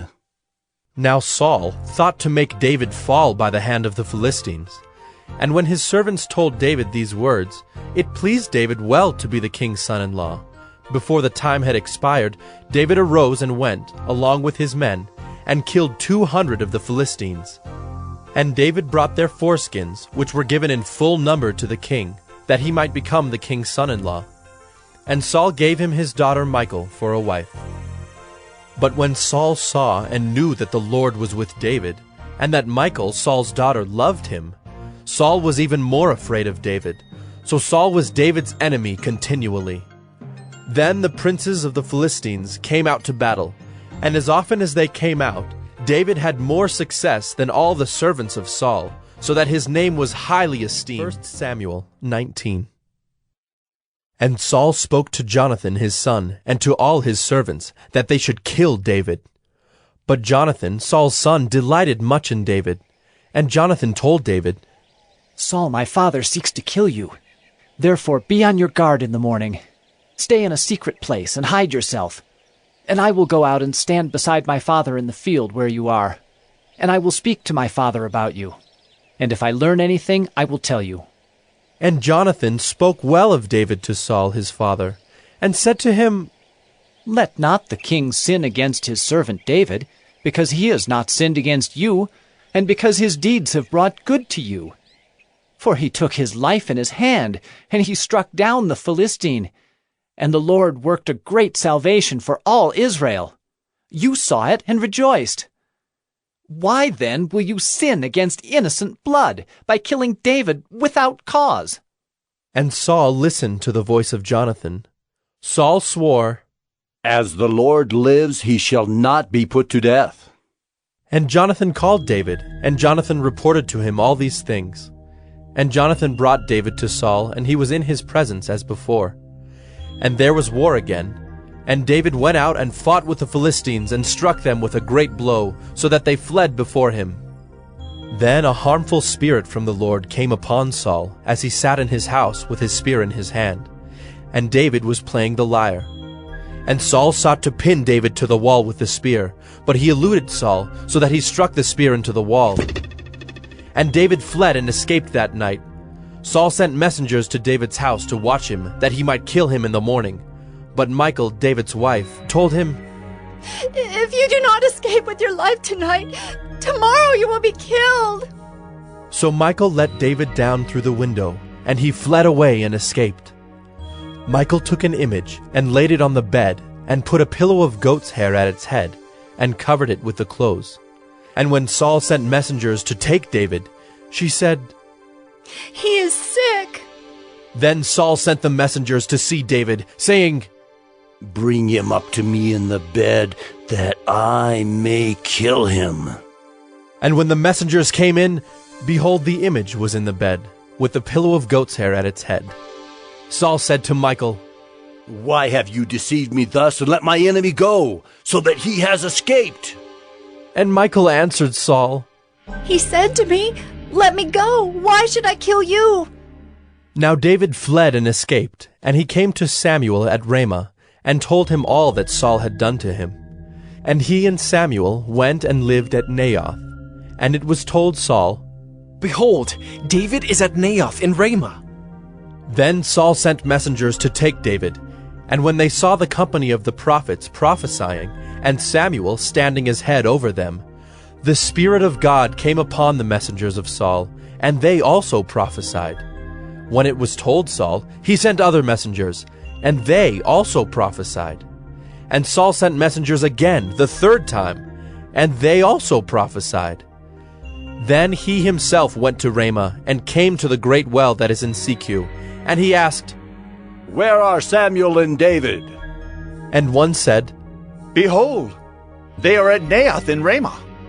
And he went there to Naioth in Ramah, and the Spirit of God came upon him also. And as he went, he prophesied until he came to Naioth in Ramah. And he too stripped off his clothes, and he too prophesied before Samuel, and lay naked all that day and all that night. Thus it is said, Is Saul also among the prophets? 1 Samuel 20. Then David fled from Naioth in Ramah, and came and said before Jonathan, What have I done? What is my guilt? And what is my sin before your father, that he seeks my life? And he said to him, Far from it. You shall not die. Behold, my father does nothing, either great or small, without disclosing it to me. And why should my father hide this from me? It is not so. But David vowed again, saying, Your father knows well that I have found favor in your eyes, and he thinks, Do not let Jonathan know this, lest he be grieved. But truly, as the Lord lives, and as your soul lives, there is but a step between me and death. Then Jonathan said to David, Whatever you say, I will do for you. David said to Jonathan, Behold, tomorrow is the new moon, and I should not fail to sit at table with the king. But let me go, that I may hide myself in the field till the 3rd day at evening. If your father misses me at all, then say, David earnestly asked leave of me to run to Bethlehem his city, for there is a yearly sacrifice there for all the clan. If he says, Good, it will be well with your servant. But if he is angry, then know that harm is determined by him. Therefore deal kindly with your servant, for you have brought your servant into a covenant of the Lord with you. But if there is guilt in me, kill me yourself, for why should you bring me to your father? And Jonathan said, Far be it from you. If I knew that it was determined by my father that harm should come to you, would I not tell you? Then David said to Jonathan, Who will tell me if your father answers you roughly? And Jonathan said to David, Come, let us go out into the field. So they both went out into the field. And Jonathan said to David, The Lord, the God of Israel, be witness. When I have sounded out my father about this time tomorrow, or the 3rd day, behold, if he is well disposed toward David, shall I not then send and disclose it to you? But should it please my father to do you harm, the Lord do so to Jonathan, and more also if I do not disclose it to you and send you away, that you may go in safety. May the Lord be with you, as he has been with my father. If I am still alive, show me the steadfast love of the Lord, that I may not die. And do not cut off your steadfast love from my house forever, when the Lord cuts off every one of the enemies of David from the face of the earth. And Jonathan made a covenant with the house of David, saying, May the Lord take vengeance on David's enemies. And Jonathan made David swear again by his love for him, for he loved him as he loved his own soul. Then Jonathan said to him, Tomorrow is the new moon, and you will be missed because your seat will be empty. On the 3rd day, go down quickly to the place where you hid yourself when the matter was in hand, and remain beside the stone heap. And I will shoot 3 arrows to the side of it, as though I shot at a mark. And behold, I will send the young man, saying, Go, find the arrows. If I say to the young man, Look, the arrows are on this side of you, take them. Then you are to come, for as the Lord lives, it is safe for you, and there is no danger. But if I say to the youth, Look, the arrows are beyond you, then go, for the Lord has sent you away. And as for the matter of which you and I have spoken, behold, the Lord is between you and me forever. So David hid himself in the field. And when the new moon came, the king sat down to eat food. The king sat on his seat, as at other times, on the seat by the wall. Jonathan sat opposite, and Abner sat by Saul's side. But David's place was empty. Yet Saul did not say anything that day, for he thought, Something has happened to him. He is not clean. Surely he is not clean. But on the 2nd day, the day after the new moon, David's place was empty. And Saul said to Jonathan his son, Why has not the son of Jesse come to the meal, either yesterday or today?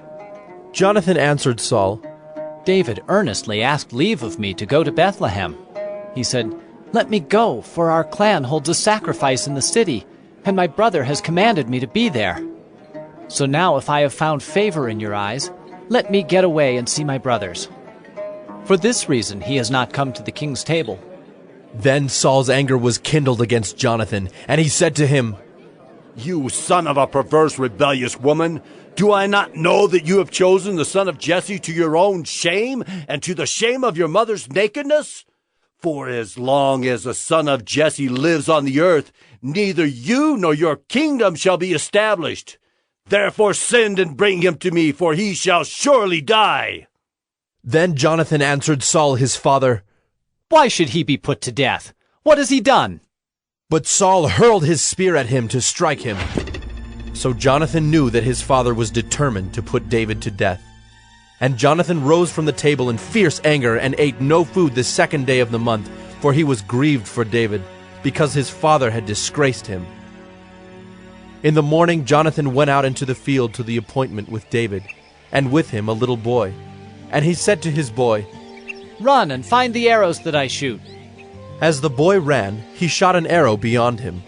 And when the boy came to the place of the arrow that Jonathan had shot, Jonathan called after the boy and said, "Is not the arrow beyond you?"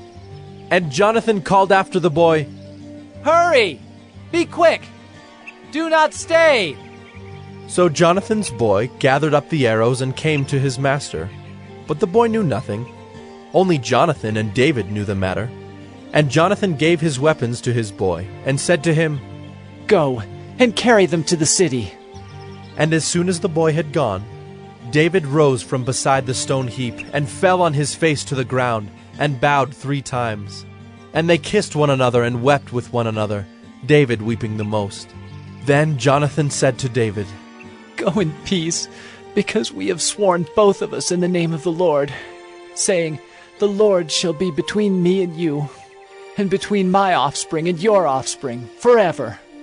And he rose and departed, and Jonathan went into the city. 1 Samuel 21. Then David came to Nob, to Ahimelech the priest. And Ahimelech came to meet David trembling, and said to him, "Why are you alone, and no one with you?" And David said to Ahimelech the priest, "The king has charged me with a matter and said to me, 'Let no one know anything of the matter about which I send you, and with which I have charged you. I have made an appointment with the young men for such and such a place.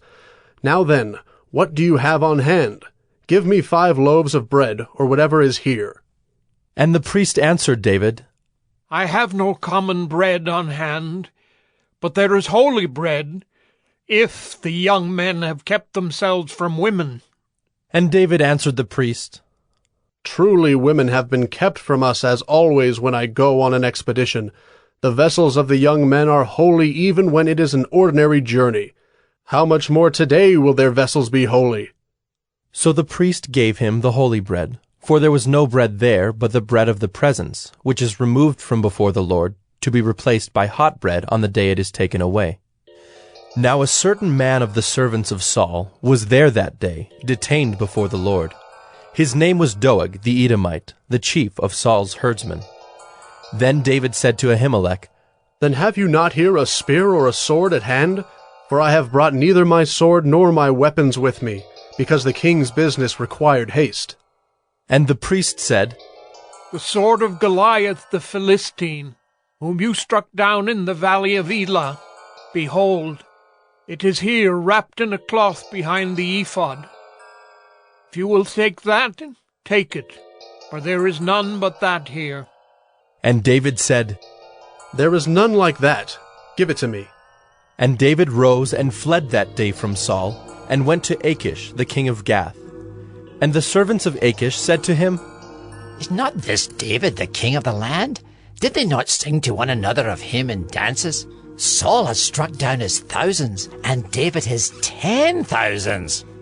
And David took these words to heart, and was much afraid of Achish, the king of Gath. So he changed his behavior before them, and pretended to be insane in their hands, and made marks on the doors of the gate, and let his spittle run down his beard. Then Achish said to his servants, "Behold, you see the man is mad. Why then have you brought him to me? Do I lack madmen, that you have brought this fellow to behave as a madman in my presence? Shall this fellow come into my house?" 1 Samuel 22. David departed from there, and escaped to the cave of Adullam. And when his brothers and all his father's house heard it, they went down there to him. And everyone who was in distress, and everyone who was in debt, and everyone who was bitter in soul, gathered to him, and he became captain over them. and there were with him about 400 men. And David went from there to Mizpeh of Moab. And he said to the king of Moab, Please let my father and mother stay with you, till I know what God will do for me. And he left them with the king of Moab, and they stayed with him all the time that David was in the stronghold. Then the prophet Gad said to David, Do not remain in the stronghold. Depart, and go into the land of Judah. So David departed, and went into the forest of Hereth.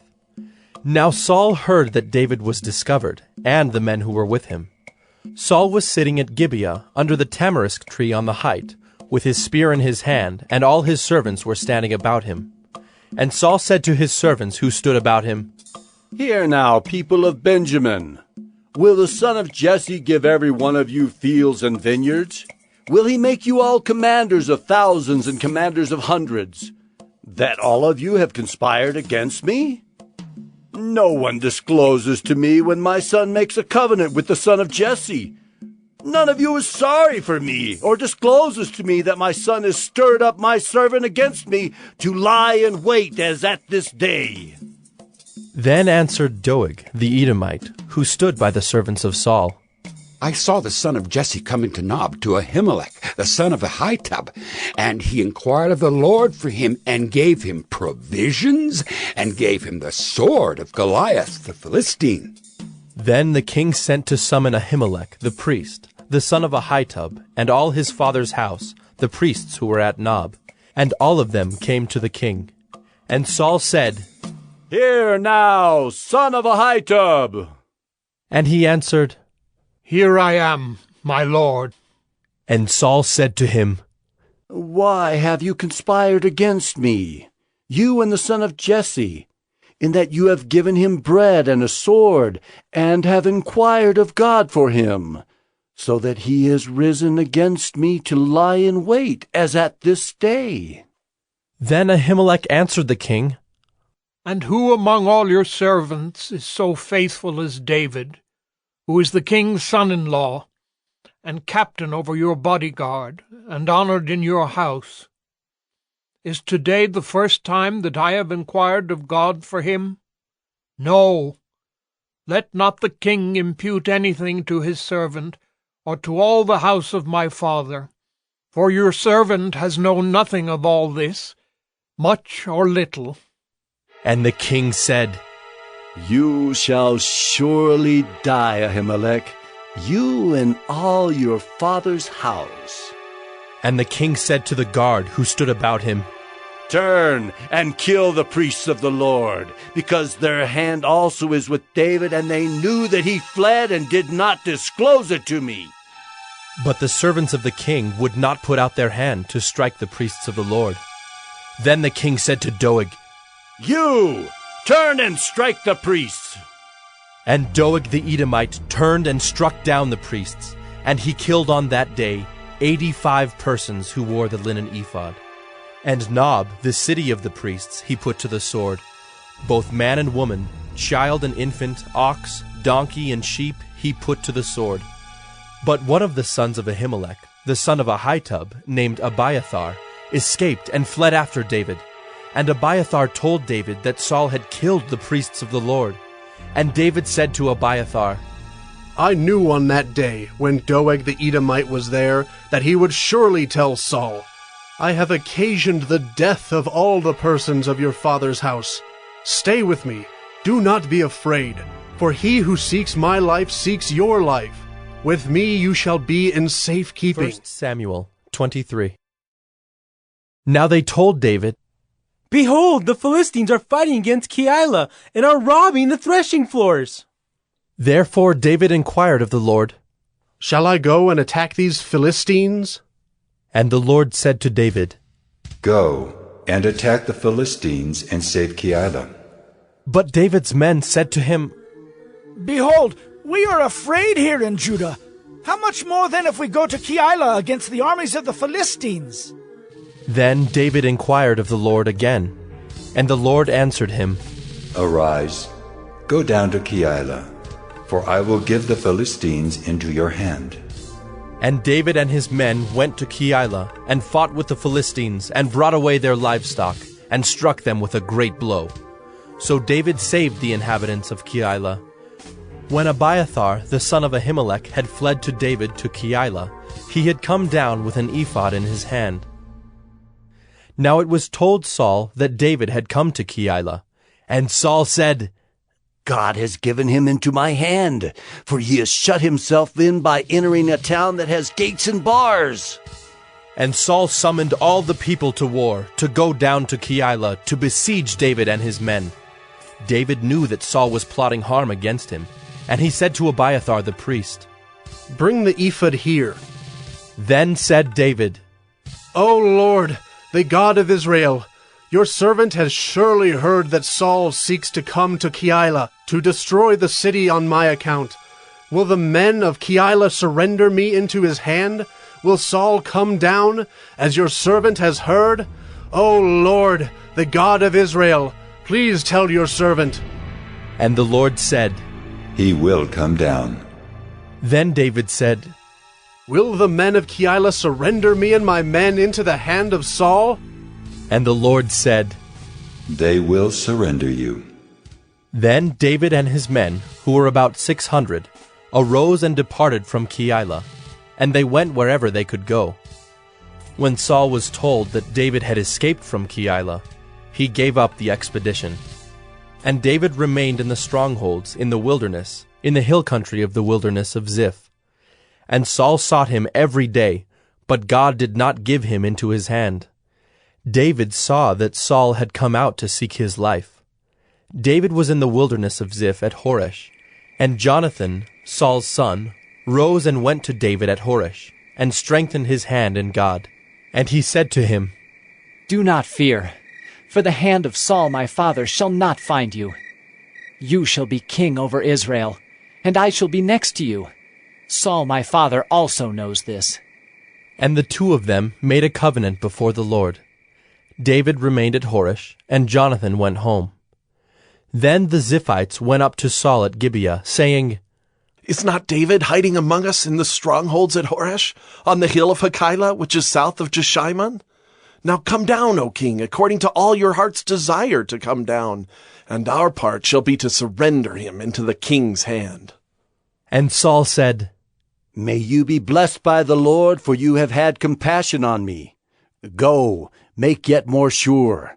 Know and see the place where his foot is, and who has seen him there, for it is told me that he is very cunning. See therefore and take note of all the lurking places where he hides, and come back to me with sure information. Then I will go with you, and if he is in the land, I will search him out among all the thousands of Judah. And they arose and went to Ziph, ahead of Saul.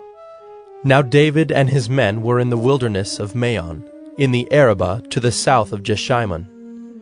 And Saul and his men went to seek him, and David was told. So he went down to the rock and lived in the wilderness of Maon. And when Saul heard that, he pursued after David in the wilderness of Maon. Saul went on one side of the mountain, and David and his men on the other side of the mountain. And David was hurrying to get away from Saul. As Saul and his men were closing in on David and his men to capture them, a messenger came to Saul, saying, Hurry and come, for the Philistines have made a raid against the land. So Saul returned from pursuing after David, and went against the Philistines. Therefore that place was called the Rock of Escape. And David went up from there, and lived in the strongholds of En-Gedi. 1 Samuel 24. When Saul returned from following the Philistines, he was told, Behold, David is in the wilderness of En-Gedi. Then Saul took 3,000 chosen men out of all Israel, and went to seek David and his men in front of the wild goats' rocks. And he came to the sheepfolds by the way, where there was a cave, and Saul went in to relieve himself. Now David and his men were sitting in the innermost parts of the cave. And the men of David said to him, Here is the day of which the Lord said to you, Behold, I will give your enemy into your hand, and you shall do to him as it shall seem good to you. Then David arose and stealthily cut off a corner of Saul's robe. And afterward David's heart struck him because he had cut off a corner of Saul's robe. He said to his men, The Lord forbid that I should do this thing to my Lord, the Lord's anointed, to put out my hand against him, seeing he is the Lord's anointed. So David persuaded his men with these words, and did not permit them to attack Saul. And Saul rose up and left the cave and went on his way. Afterward, David also arose and went out of the cave, and called after Saul, My Lord, the king! And when Saul looked behind him, David bowed with his face to the earth and paid homage. And David said to Saul, Why do you listen to the words of men who say, Behold, David seeks your harm? Behold, this day your eyes have seen how the Lord gave you today into my hand in the cave. And some told me to kill you, but I spared you. I said, I will not put out my hand against my Lord, for he is the Lord's anointed. See, my father, see the corner of your robe in my hand. For by the fact that I cut off the corner of your robe and did not kill you, you may know and see that there is no wrong or treason in my hands. I have not sinned against you, though you hunt my life to take it. May the Lord judge between me and you. May the Lord avenge me against you. But my hand shall not be against you. As the proverb of the ancients says, Out of the wicked comes wickedness, but my hand shall not be against you. After whom has the king of Israel come out? After whom do you pursue? After a dead dog? After a flea? May the Lord therefore be judge and give sentence between me and you, and see to it, and plead my cause, and deliver me from your hand. As soon as David had finished speaking these words to Saul, Saul said, Is this your voice, my son David? And Saul lifted up his voice and wept. He said to David, You are more righteous than I, for you have repaid me good, whereas I have repaid you evil. And you have declared this day how you have dealt well with me, in that you did not kill me when the Lord put me into your hands. For if a man finds his enemy, will he let him go away safe? So may the Lord reward you with good for what you have done to me this day. And now, behold, I know that you shall surely be king, and that the kingdom of Israel shall be established in your hand. Swear to me, therefore, by the Lord, that you will not cut off my offspring after me, and that you will not destroy my name out of my father's house. And David swore this to Saul. Then Saul went home, but David and his men went up to the stronghold. 1 Samuel 25. Now Samuel died, and all Israel assembled and mourned for him, and they buried him in his house at Ramah. Then David rose and went down to the wilderness of Paran. And there was a man in Maon, whose business was in Carmel. The man was very rich. He had 3,000 sheep and 1,000 goats. He was shearing his sheep in Carmel. Now the name of the man was Nabal, and the name of his wife Abigail. The woman was discerning and beautiful, but the man was harsh and badly behaved. He was a Calebite. David heard in the wilderness that Nabal was shearing his sheep. So David sent 10 young men. And David said to the young men, Go up to Carmel, and go to Nabal and greet him in my name. And thus you shall greet him. Peace be to you, and peace be to your house, and peace be to all that you have. I hear that you have shearers. Now your shepherds have been with us, and we did them no harm, and they missed nothing all the time they were in Carmel. Ask your young men, and they will tell you. Therefore, let my young men find favor in your eyes, for we come on a feast day.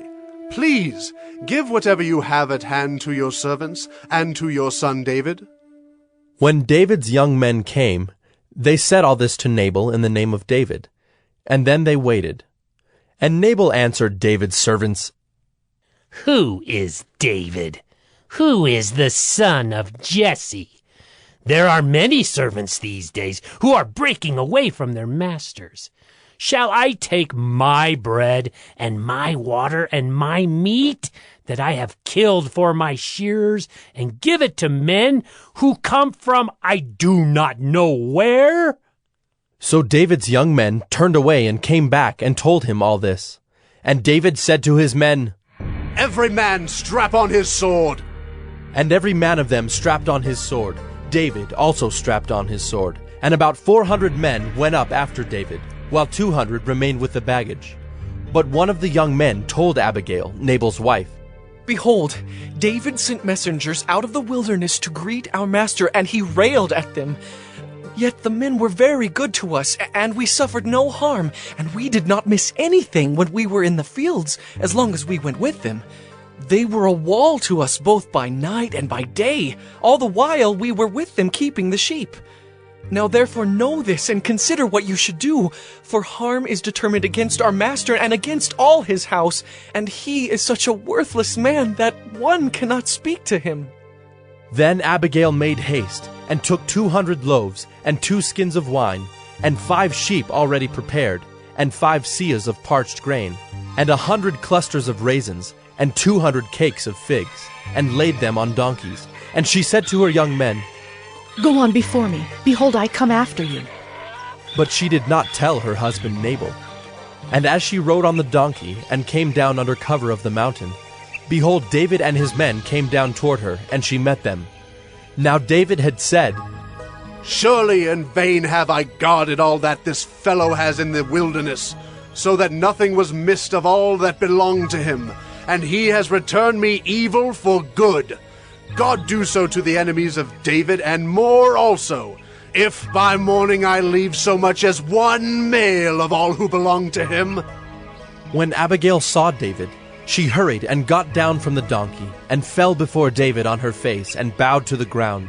She fell at his feet, and said, On me alone, my lord, be the guilt. Please let your servant speak in your ears, and hear the words of your servant. Let not my lord regard this worthless fellow Nabal, for as his name is, so is he. Nabal is his name, and folly is with him. But I, your servant, did not see the young men of my lord whom you sent. Now then, my lord, as the Lord lives, and as your soul lives, because the Lord has restrained you from blood guilt and from saving with your own hand, now then let your enemies and those who seek to do evil to my lord be as Nabal. And now let this present that your servant has brought to my lord be given to the young men who follow my lord. Please forgive the trespass of your servant, for the Lord will certainly make my lord a sure house, because my lord is fighting the battles of the Lord, and evil shall not be found in you, so long as you live. If men rise up to pursue you, and to seek your life, the life of my lord shall be bound in the bundle of the living, in the care of the Lord your God. And the lives of your enemies he shall sling out as from the hollow of a sling. And when the Lord has done to my lord according to all the good that he has spoken concerning you, and has appointed you prince over Israel, my lord shall have no cause of grief, or pains of conscience for having shed blood without cause, or for my lord taking vengeance himself. And when the Lord has dealt well with my lord, then remember your servant. And David said to Abigail, Blessed be the Lord, the God of Israel, who sent you this day to meet me. Blessed be your discretion, and blessed be you, who have kept me this day from blood guilt, and from avenging myself with my own hand. For as surely as the Lord, the God of Israel, lives, who has restrained me from hurting you, unless you had hurried and come to meet me, truly by morning there had not been left to Nabal so much as one male. Then David received from her hand what she had brought him. And he said to her, Go up in peace to your house. See, I have obeyed your voice, and I have granted your petition. And Abigail came to Nabal, and behold, he was holding a feast in his house, like the feast of a king. And Nabal's heart was merry within him, for he was very drunk. So she told him nothing at all until the morning light.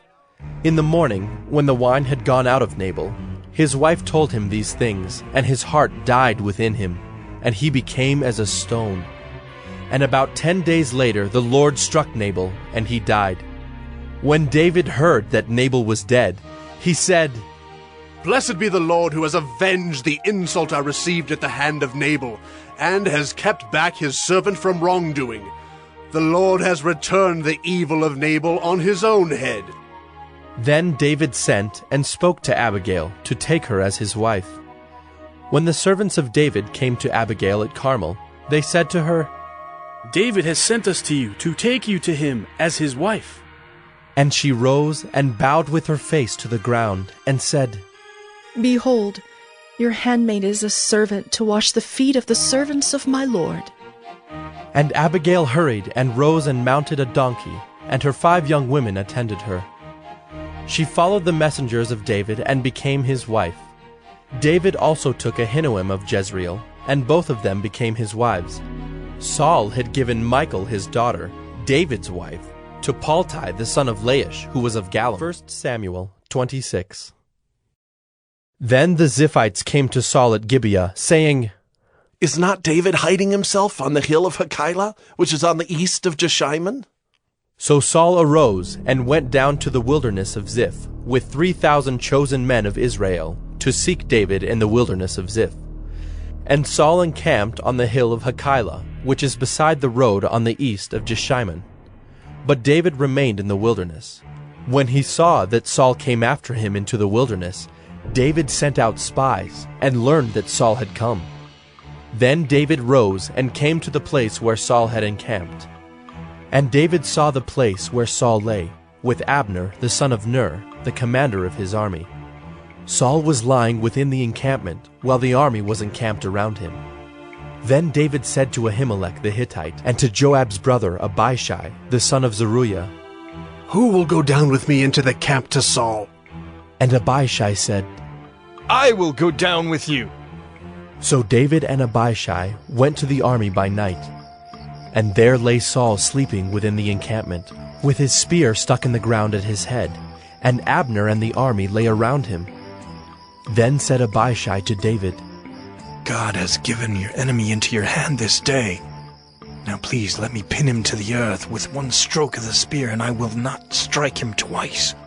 But David said to Abishai, Do not destroy him, for who can put out his hand against the Lord's anointed and be guiltless?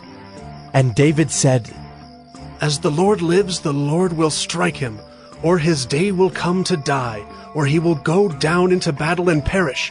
The Lord forbid that I should put out my hand against the Lord's anointed. But take now the spear that is at his head and the jar of water, and let us go. So David took the spear and the jar of water from Saul's head, and they went away.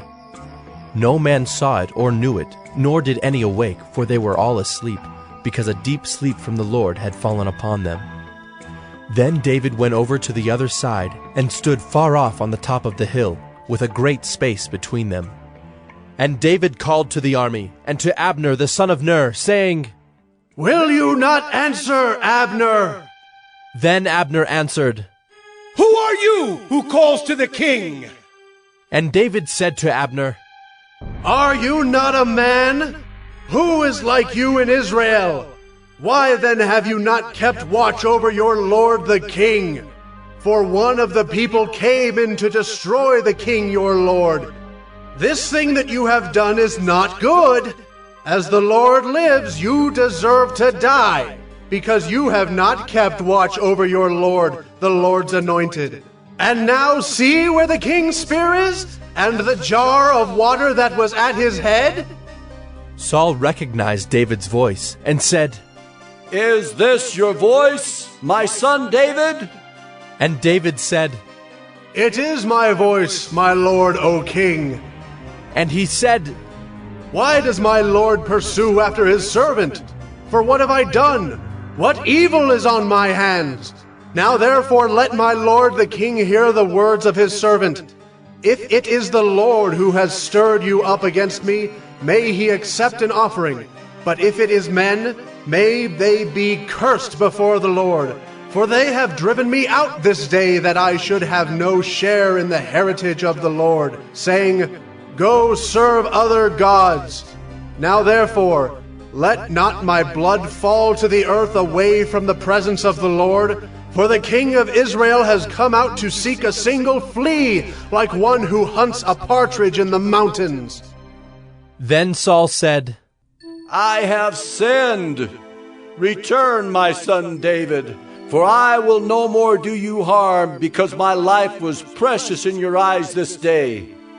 Behold, I have acted foolishly, and have made a great mistake. And David answered and said, Here is the spear, O king. Let one of the young men come over and take it. The Lord rewards every man for his righteousness and his faithfulness, for the Lord gave you into my hand today, and I would not put out my hand against the Lord's anointed. Behold, as your life was precious this day in my sight, so may my life be precious in the sight of the Lord, and may he deliver me out of all tribulation. Then Saul said to David, Blessed be you, my son David. You will do many things and will succeed in them. So David went his way, and Saul returned to his place. 1 Samuel 27. Then David said in his heart, Now I shall perish one day by the hand of Saul. There is nothing better for me than that I should escape to the land of the Philistines. Then Saul will despair of seeking me any longer within the borders of Israel, and I shall escape out of his hand. So David arose and went over, he and the 600 men who were with him, to Achish, the son of Maoch, king of Gath. And David lived with Achish at Gath, he and his men, every man with his household, and David with his 2 wives, Ahinoam of Jezreel and Abigail of Carmel, Nabal's widow. And when it was told Saul that David had fled to Gath, he no longer sought him. Then David said to Achish, If I have found favor in your eyes, let a place be given me in one of the country towns, that I may dwell there. For why should your servant dwell in the royal city with you? So that day Achish gave him Ziklag. Therefore Ziklag has belonged to the kings of Judah to this day. And the number of the days that David lived in the country of the Philistines was 1 year and 4 months. Now David and his men went up and made raids against the Geshurites, the Girzites, and the Amalekites, for these were the inhabitants of the land from of old, as far as Shur to the land of Egypt. And David would strike the land and would leave neither man nor woman alive, but would take away the sheep, the oxen, the donkeys, the camels, and the garments, and come back to Achish. When Achish asked, Where have you made a raid today? David would say, Against the Negeb of Judah. Or, Against the Negeb of the Jerahmeelites. Or, Against the Negeb of the Kenites. And David would leave neither man nor woman alive to bring news to Gath, thinking, Lest they should tell about us and say, So David has done. Such was his custom all the while he lived in the country of the Philistines.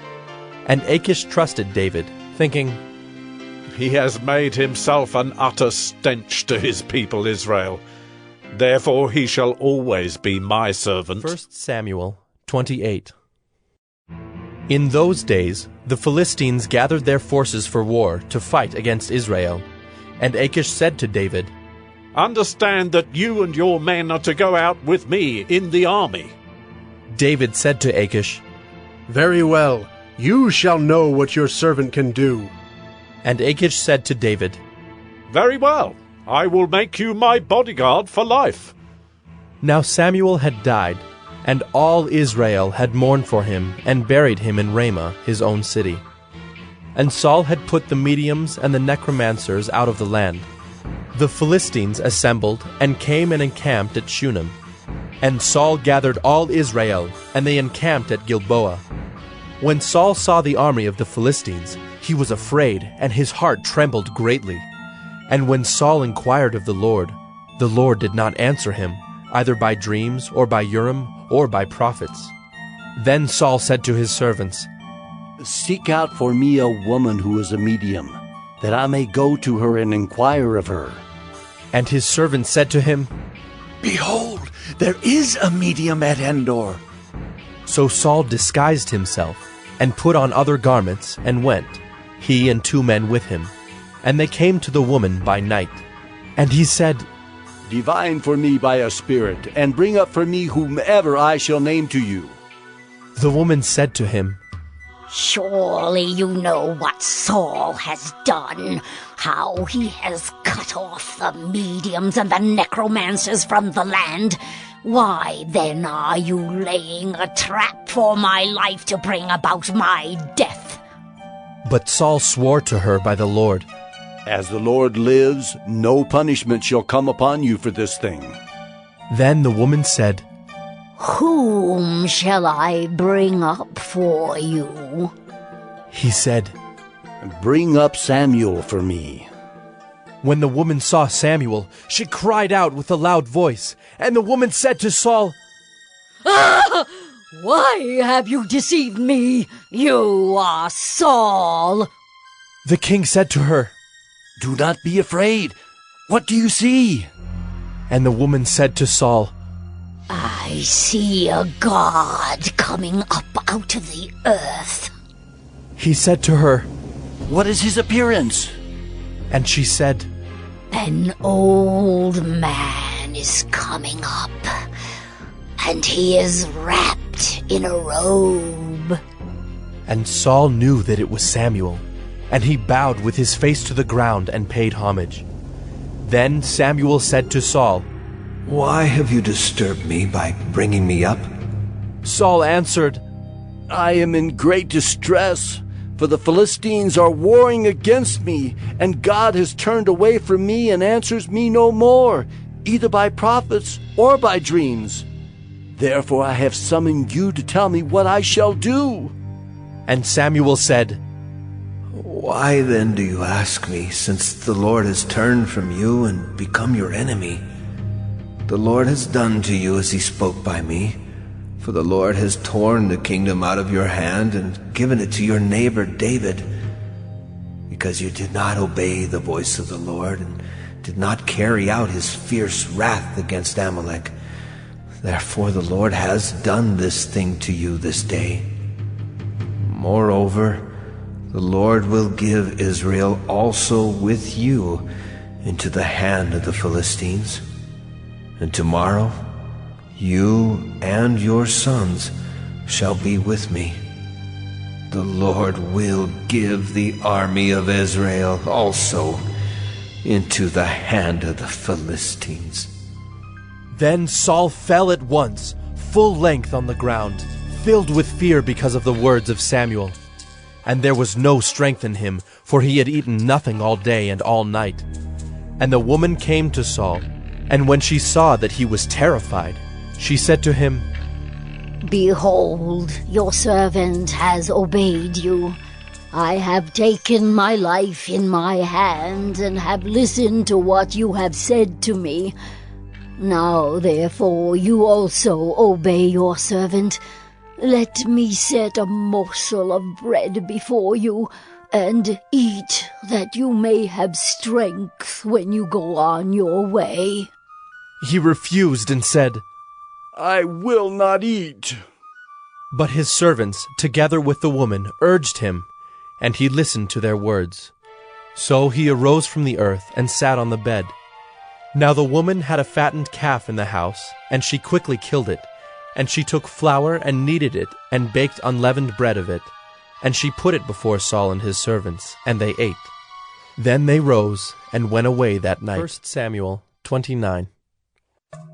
Now the Philistines had gathered all their forces at Aphek, and the Israelites were encamped by the spring that is in Jezreel.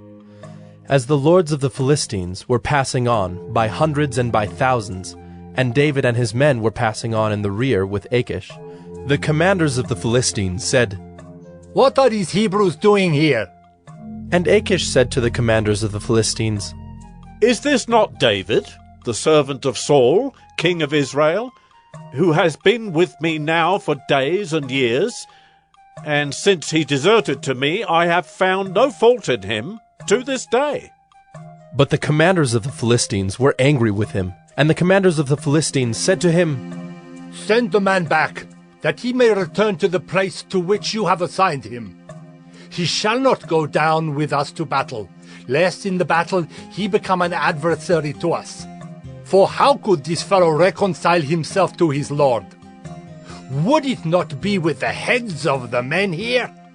Is not this David of whom they sing to one another in dances? Saul has struck down his thousands, and David his 10,000s. Then Achish called David and said to him, As the Lord lives, you have been honest, and to me it seems right that you should march out and in with me in the campaign. For I have found nothing wrong in you from the day of your coming to me to this day.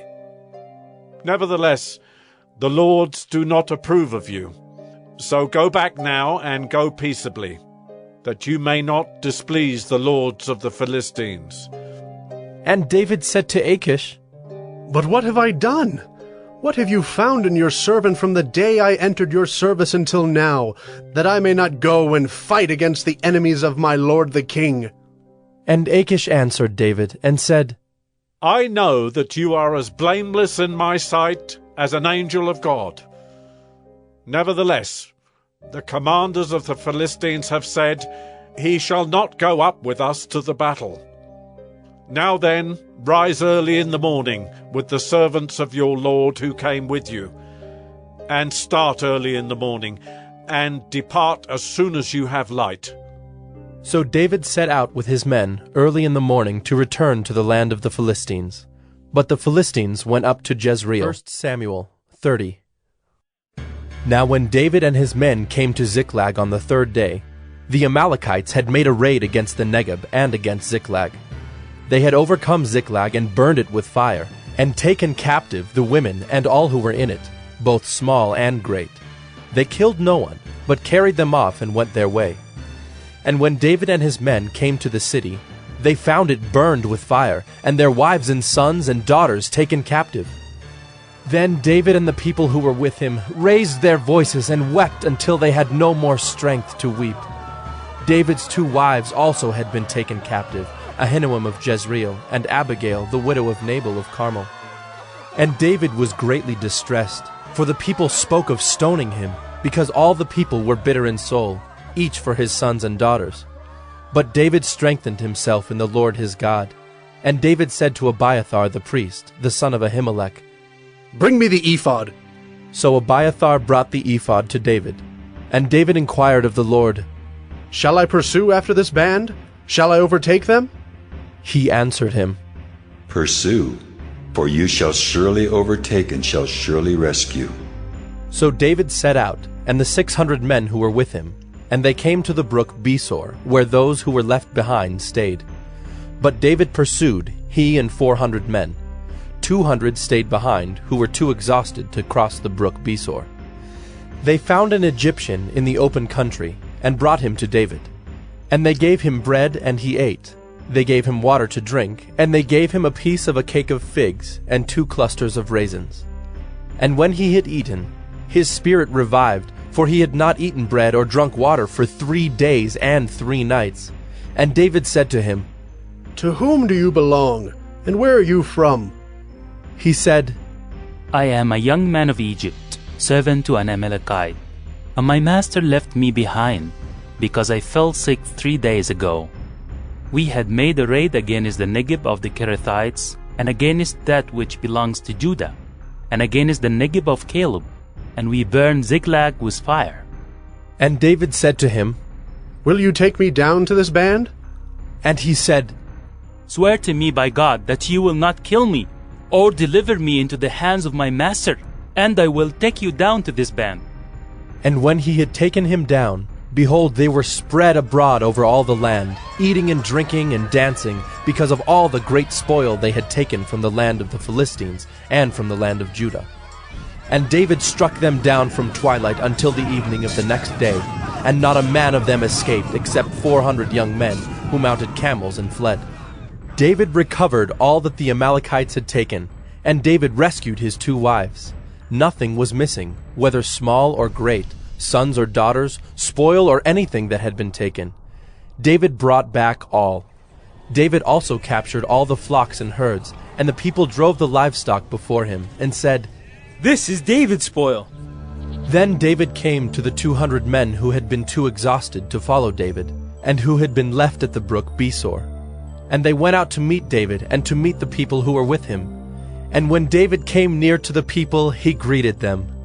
Then all the wicked and worthless fellows among the men who had gone with David said, Because they did not go with us, we will not give them any of the spoil that we have recovered, except that each man may lead away his wife and children and depart. But David said, You shall not do so, my brothers, with what the Lord has given us. He has preserved us and given into our hand the band that came against us. Who would listen to you in this matter? For as his share is who goes down into the battle, so shall his share be who stays by the baggage. They shall share alike. And he made it a statute and a rule for Israel from that day forward to this day. When David came to Ziklag, he sent part of the spoil to his friends, the elders of Judah, saying, Here is a present for you from the spoil of the enemies of the Lord. It was for those in Bethel, in Ramoth of the Negeb, in Jadar, in Aroer, in Siphmoth in Eshtemoa, in Rachel, in the cities of the Jerahmeelites, in the cities of the Kenites, in Hormah, in Bor-Ashan, in Athak, in Hebron, for all the places where David and his men had roamed. 1 Samuel 31. Now the Philistines fought against Israel, and the men of Israel fled before the Philistines, and fell slain on Mount Gilboa. And the Philistines overtook Saul and his sons, and the Philistines struck down Jonathan and Abinadab and Melchi-Shua, the sons of Saul. The battle pressed hard against Saul, and the archers found him, and he was badly wounded by the archers. Then Saul said to his armor-bearer, Draw your sword, and thrust me through with it, lest these uncircumcised come and thrust me through and mistreat me. But his armor-bearer would not, for he feared greatly. Therefore Saul took his own sword and fell upon it. And when his armor-bearer saw that Saul was dead, he also fell upon his sword and died with him. Thus Saul died, and his 3 sons, and his armor-bearer, and all his men on the same day together. And when the men of Israel who were on the other side of the valley, and those beyond the Jordan, saw that the men of Israel had fled, and that Saul and his sons were dead, they abandoned their cities and fled. And the Philistines came and lived in them. The next day, when the Philistines came to strip the slain, they found Saul and his 3 sons fallen on Mount Gilboa. So they cut off his head and stripped off his armor and sent messengers throughout the land of the Philistines to carry the good news to the house of their idols and to the people. They put his armor in the temple of Ashtaroth, and they fastened his body to the wall of Bethshan. But when the inhabitants of Jabesh-Gilead heard what the Philistines had done to Saul, all the valiant men arose and went all night and took the body of Saul and the bodies of his sons from the wall of Bethshan. And they came to Jabesh and burned them there. And they took their bones and buried them under the tamarisk tree in Jabesh, and fasted 7 days.